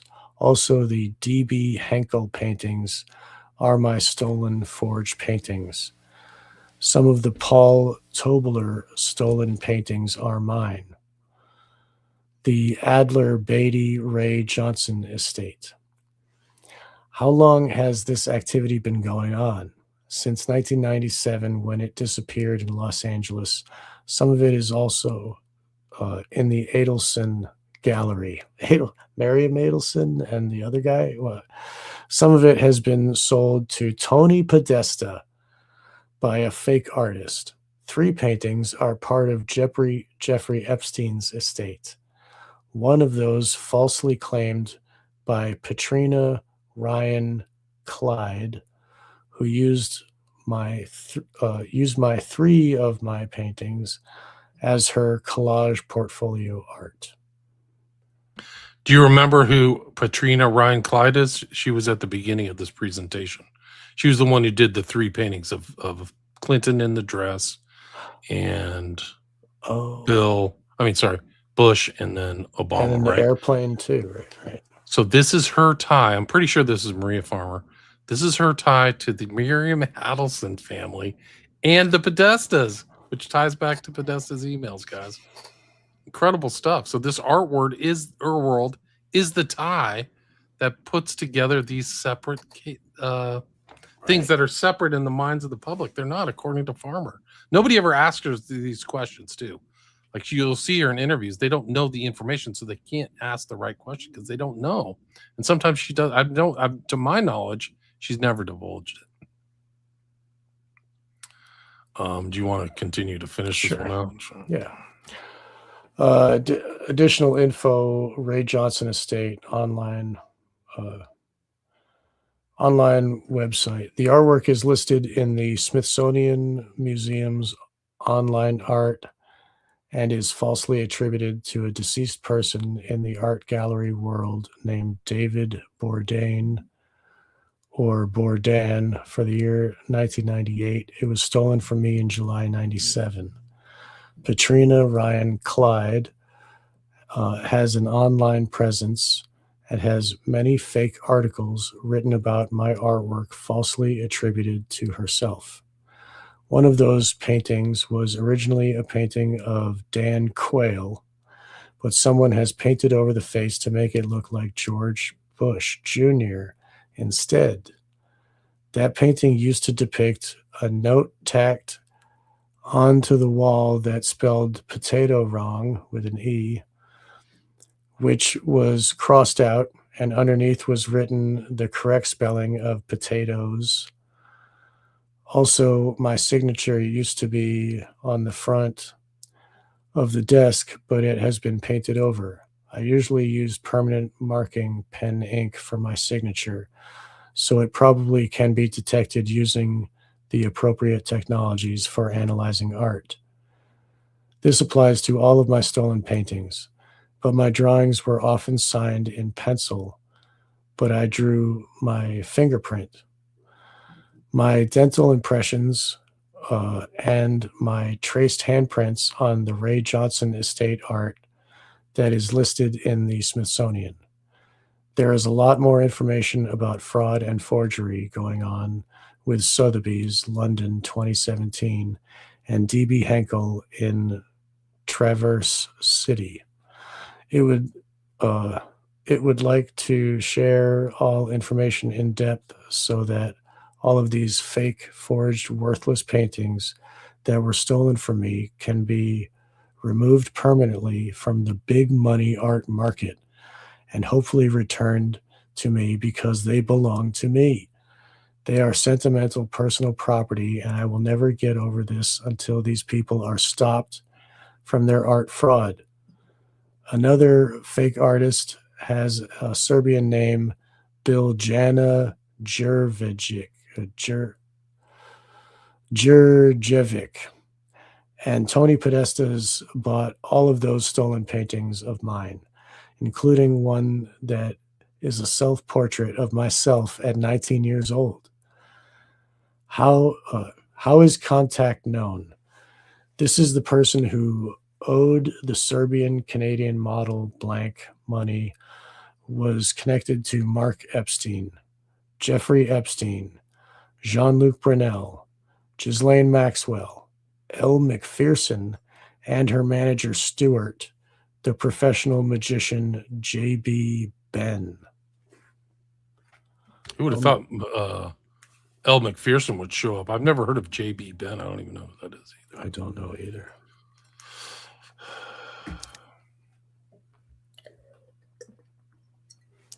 Okay. His full name is Jeffrey Matthew Settle. He became a very successful actor immediately after all my artwork disappeared.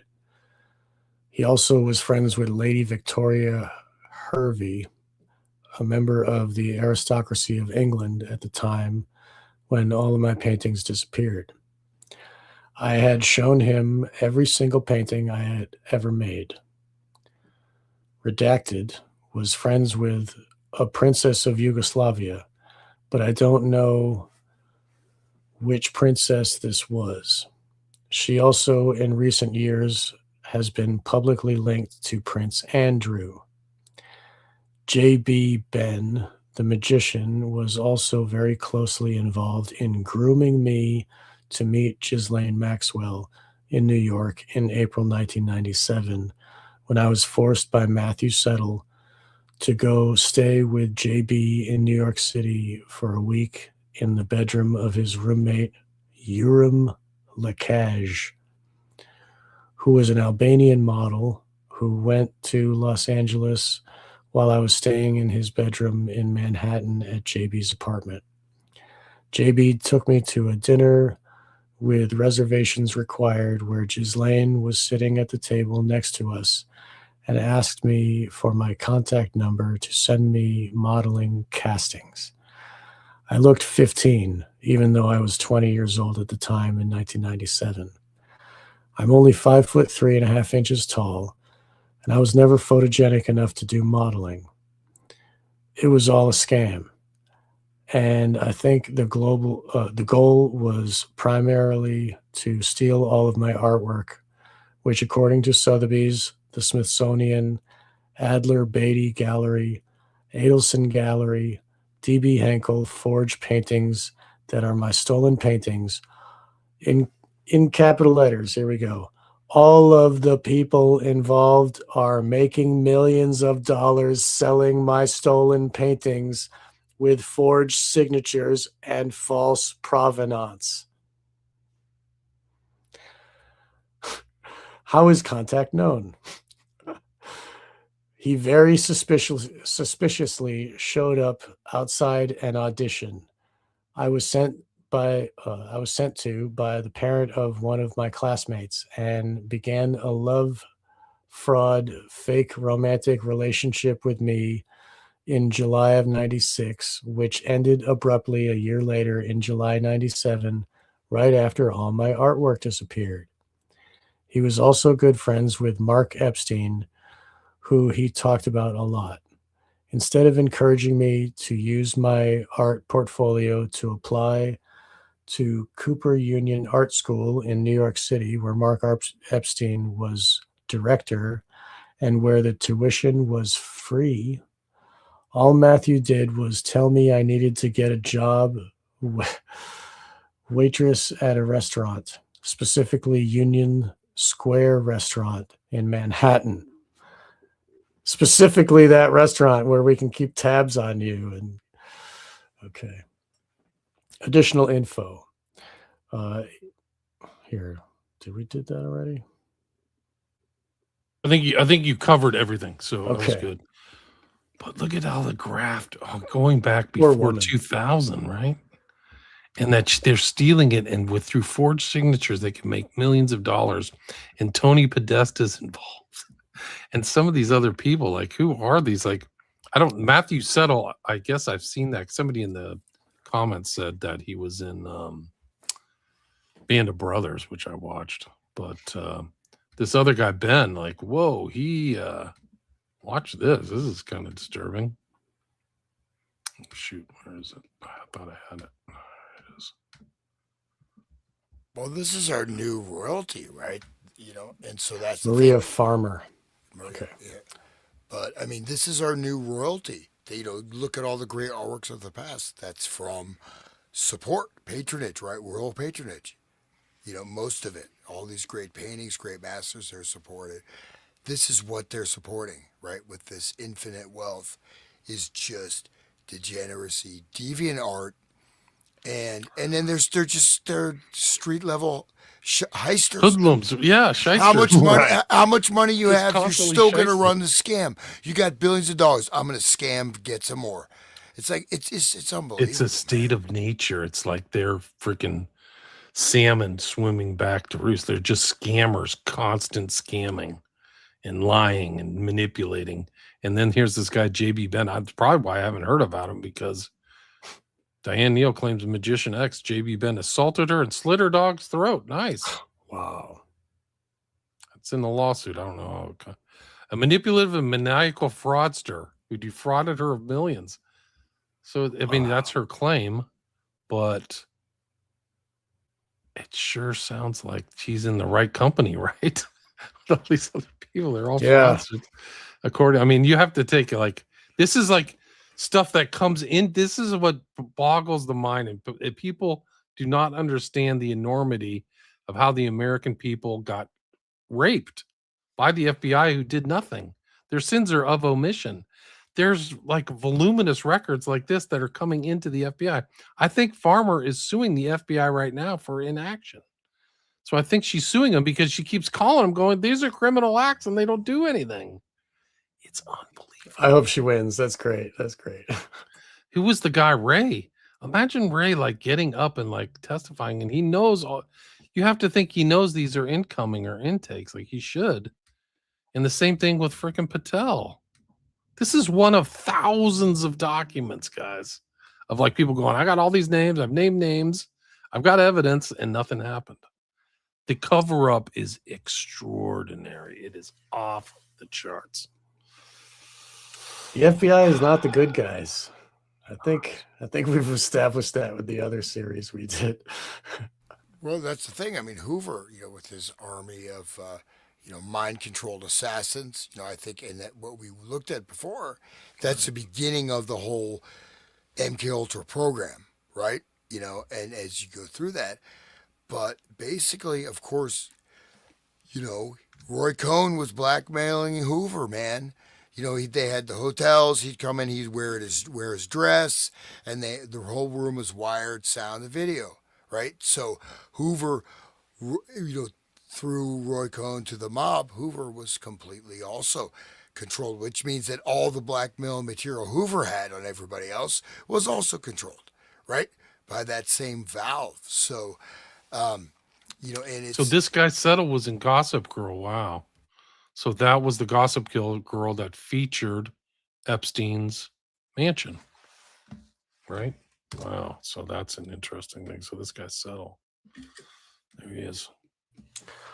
Wow. It's all one big web. One big web, one big network, guys. Wow. Just so crazy. That's all I got. That's all I got.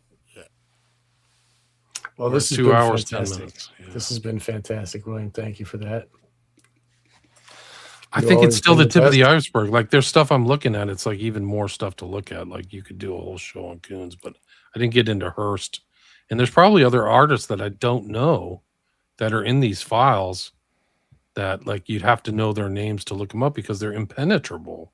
You have to know the code words and names to look into them.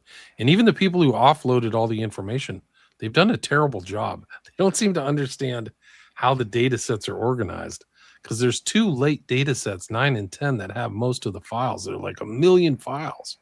And somebody needs to get them and data crunch them. It's just, I can't do it. I don't have the capacity. I was able to download them. I got the torrent, and the torrent downloads real quick.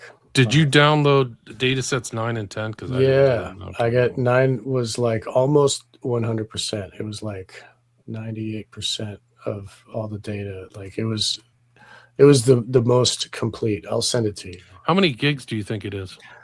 I can see. I can look it up here. 1 second.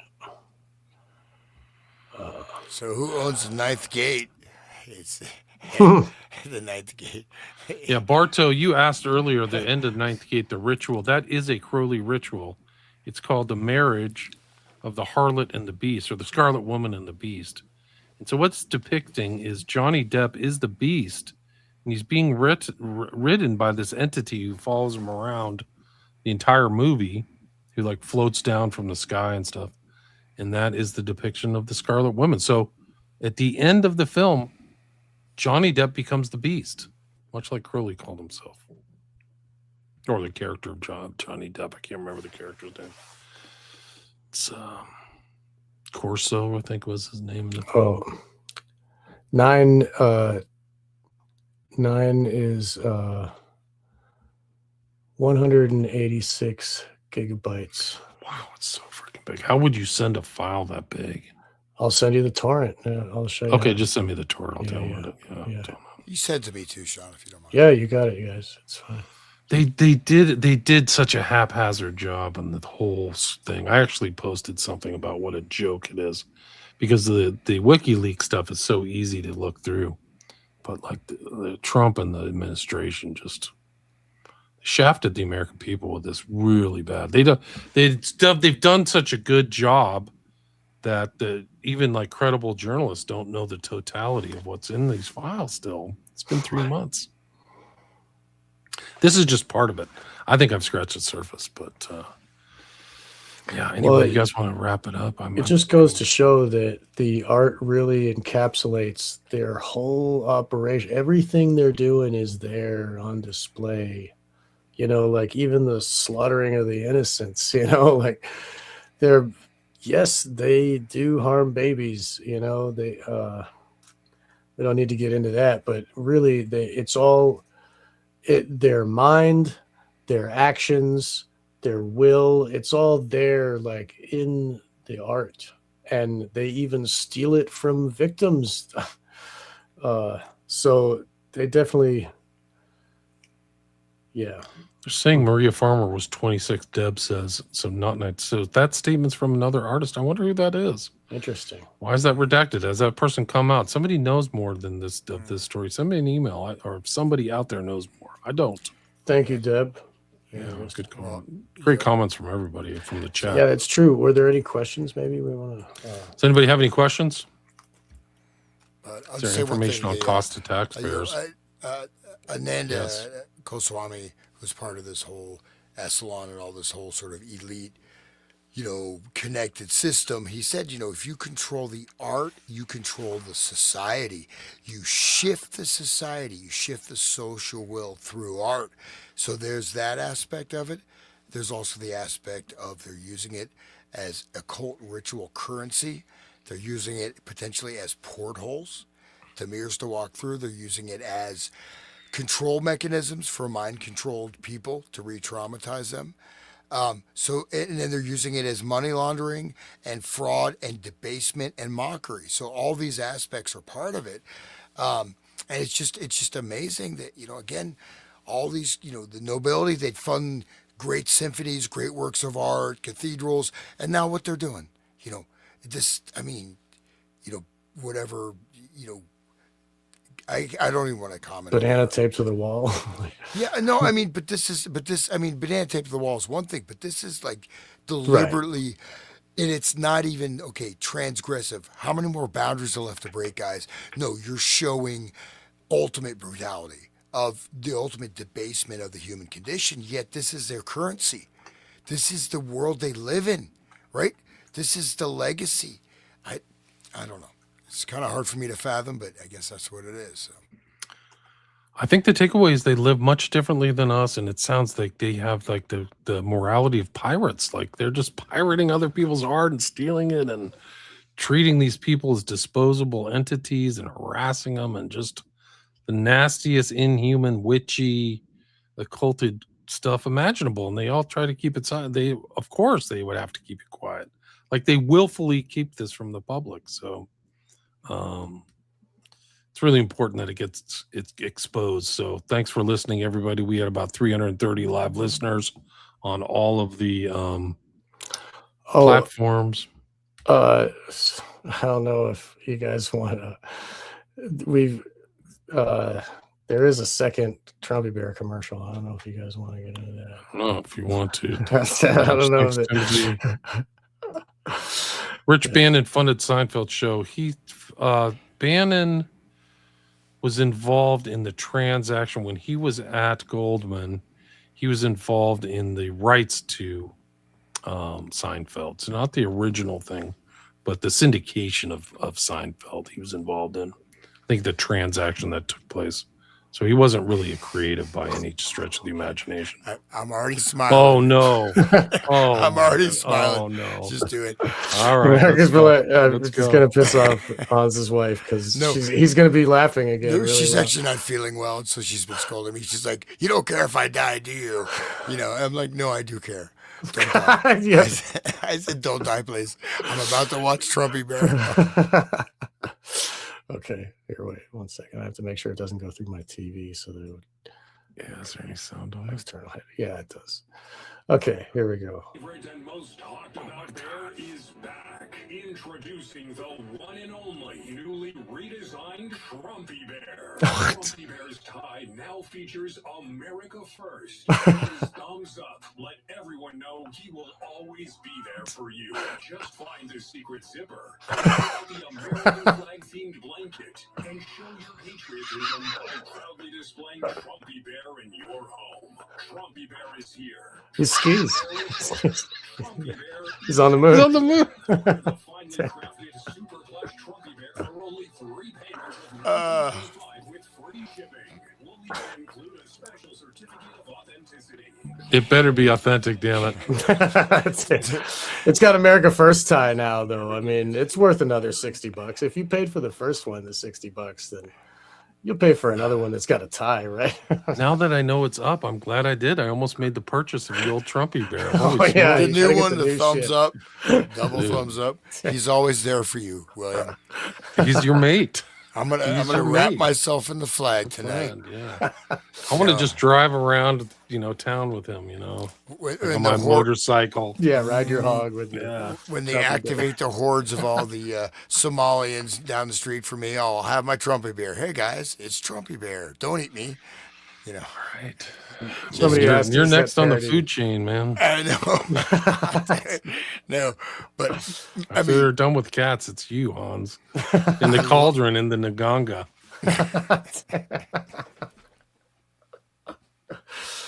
Oh. All right, so it wasn't parody. That is real. People can look it up. you can not only look it up, you can buy it. Yeah, Incredible. It's incredible. don't fall guys. don't fall for counterfeit Trumpy bears. I have to take Get next the week. certificate, right? Yeah. I have to take next week off, but I can do.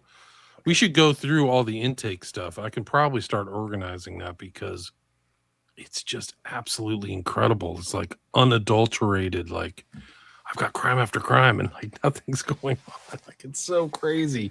Like what does the FBI do all day? Are the guys like playing like Candy Crunch or something? Like what the heck are they freaking doing? They're drinking with Cash Patel. He's just getting hammered all the Yeah. time. Hammered Guys, like Grok the Clown. Like Yeah. that's what they're doing. I mean, they're just getting. I mean, Cash just gets smashed. I mean, he's a hardcore drinker, man. They say he's drinking all weekend. They all are. They've all been caught drinking. Yeah, Hegseth drinking at the thing where Trump look at the dude's jock. Rubio was there wasted. Like he was wasted. Rubio's like he's like ooh, like he's woozy. Like They probably have to be Yeah. like, performing like that, and be, harming the world and burning Gaza and all that shit. Starting World War III, wouldn't you be getting drunk if that was your job to start? Yeah, I World War think III? so. If you were like that, sold your soul to like freaking Trump and the Epstein network. Like I think Hans is right, and he's restated this. Like you're going to start to see the reverberation sooner than later. The last tanker from the Middle East made it to California like today. So then, like, imagine those other countries that don't have the resources the U.S. have, who aren't getting certain tankers. Gas jumped Consequence up would be millions and millions of people in pain. Consequences are vast. Yeah. $7 a gallon premium now from $4 just today. Yeah. You go to Costco, parking lot, every place is filled. Rice, this is like Atta, whatever. $7 for the bag. Now it's $20 a bag. Wow. We're talking about. And it's just, I think it's hitting now as the first peak, but it's gonna be like, we'll see inflation like you never dreamed of. And there's no reason to panic, but people are panicking, at this point. Yeah. It's only going to escalate. It's going to accelerate because then people are going to pay that over time and realize I got to refinance my whole life or what's the word? Like recalibrate my whole finances. And I can't afford crap as it is now. Right. Like wait till the food is up. Like holy crap! I got. I shared with William because we were talking about him getting some external storage for his computer, and this thing that I bought, it's external hard drive and it's HDD. It's not the solid state, and I thought it was a good deal at the time. 22 terabyte external hard drive. I bought it on the 2nd of February of this year. And now I looked it up for William to tell him because I bought it for $310. And I said, "Oh, William, it's a pretty good deal. It was only $310." And I look it up, it's like almost $600. It's like $570. Same one. And I'm like, what the fuck? I just bought it in February. It's April. I guess now it's May, but still, like, it's only been a couple months and it's already double. And that's not the solid state. The solid state ones are crazy prices. For a while now, they've been very expensive, but now the HDDs are going up. So Crazy. So we'll be off for next week unless you guys want to do something. Maybe you guys can get together on Sunday, but I'll be out of town. But we can do the intake stuff. And also go over, I have a whole file on the cover up, like how serious the cover up is. But I think going over the intake files and organizing them shows how big the cover up is because people are calling saying these guys are crooks, and nothing happened, man. Nothing happened under Trump. It was all covered up under Trump and Ray and Patel. Call center cash, guys. Almost like Trump was made president again so that he could cover up everything and let Ghislaine out of jail, and And start the war. I think that. and start the war. The devil's Trump, that's the thing. Right. The beast of the apocalypse. I mean, they see him as Cyrus, right? So he's seen there's a Trump coin. They were calling him the Messiah in Israel, right? So the Chabad and the Masonic and stuff. He's dialed in there. I mean, who knows? We should watch that. Have you seen the Trump Gaza video? Have you seen that? Are you talking about the What is- Lego stuff? Or No, this is Trump's promotional video of Oh, when he takes right. over Gaza with the gold Trump statue in the middle of the square. It's all AI, and Elon Musk is in it and stuff. We should definitely check that out. That's interesting. The Trump Gaza, generated video. That was. I think Have that you was seen the before Trump election. gold statue at Doral at his golf course? No. Oh, well, you're in for training. Well, William's on point with it all. here we go. It's your lucky day. Last time we saw him with his square up with the MMA guy, but today it's going to be Trump statue, Doral statue. Where is it? This guy. Yeah, this won't get us kicked off YouTube. We lost No. the stream last week. You know what? Yeah. It's only 1 minute. Can I share the Trump Gaza video? This is his. Is plan it copyrighted? No, it's not copyrighted. It's It's, AI anyway. Yeah, Nobody owns it. and it's. Should I text you? Sure, I just man. text YouTube link. I mean, it's 51 seconds, but this is his plan to rebuild Gaza, with his new, protocols. I just sent you in the private chat. Okay, here it is. This is. Yeah. It's I worth found seeing. him. It made me think much better of him after seeing this video. Bow down before the mighty golden one. This fist in the air. Freedom. Oh my god! It's funny. Like, this is one he made himself, so he's like deifying himself. He's not like somebody else. Oh, Trump, you should do this. No, I'll put it out at my golf course. Looks a lot skinnier than he really is, too. Obviously, Sure does. Yeah. Okay, let's see. Private chat. It looks like it's actually made of butter. It doesn't look like it's gold. It looks like it'll melt in the sun. This is Guardian New. That'd be a good Simpsons joke, I guess. I don't know. Dude, this could I can't play it. It'll That's just funny. blow up the entire show, like all the 2 hours we've done. Oh really? I had to take the last one down. Yeah, YouTube won't show it. So you can check out. I'll put a link. Here's the link right here. People can just watch it themselves. Yeah, Yeah. thank you. This shows it like Gaza's a resort. He put out in extremely good taste Ah, during the genocide. Extremely good. I had to take down both of those things off of YouTube because of the MMA thing. The MMA. yeah, thing, UFC got pissed, too. Yeah. So you can see the whole. If you want to see the video, you can go to Rumble, guys. Watch it Oh, on right. Rumble. Yep. I got to run, guys. Anything All right, else peace you want out. to say? You want to wrap it up? Thank Do you wanna so much. Promote yourself? Yeah. Well, first of all, how about you, William? You're the guest. Promote yourself. Yeah, just but then done a lot of stuff on Epstein. You can see my more recent shows that I've done. I did 3 shows last Saturday that I reposted, and it's just really one of the most important stories. And this art is one component of it, and I think it shows the insight into Epstein's mind. I mean, we stated that last show, so I think it's important. But yeah, check that out. William Ramsey Investigates. You can check out all my old shows. I've got like 1,700 episodes. We've done so many old shows and series.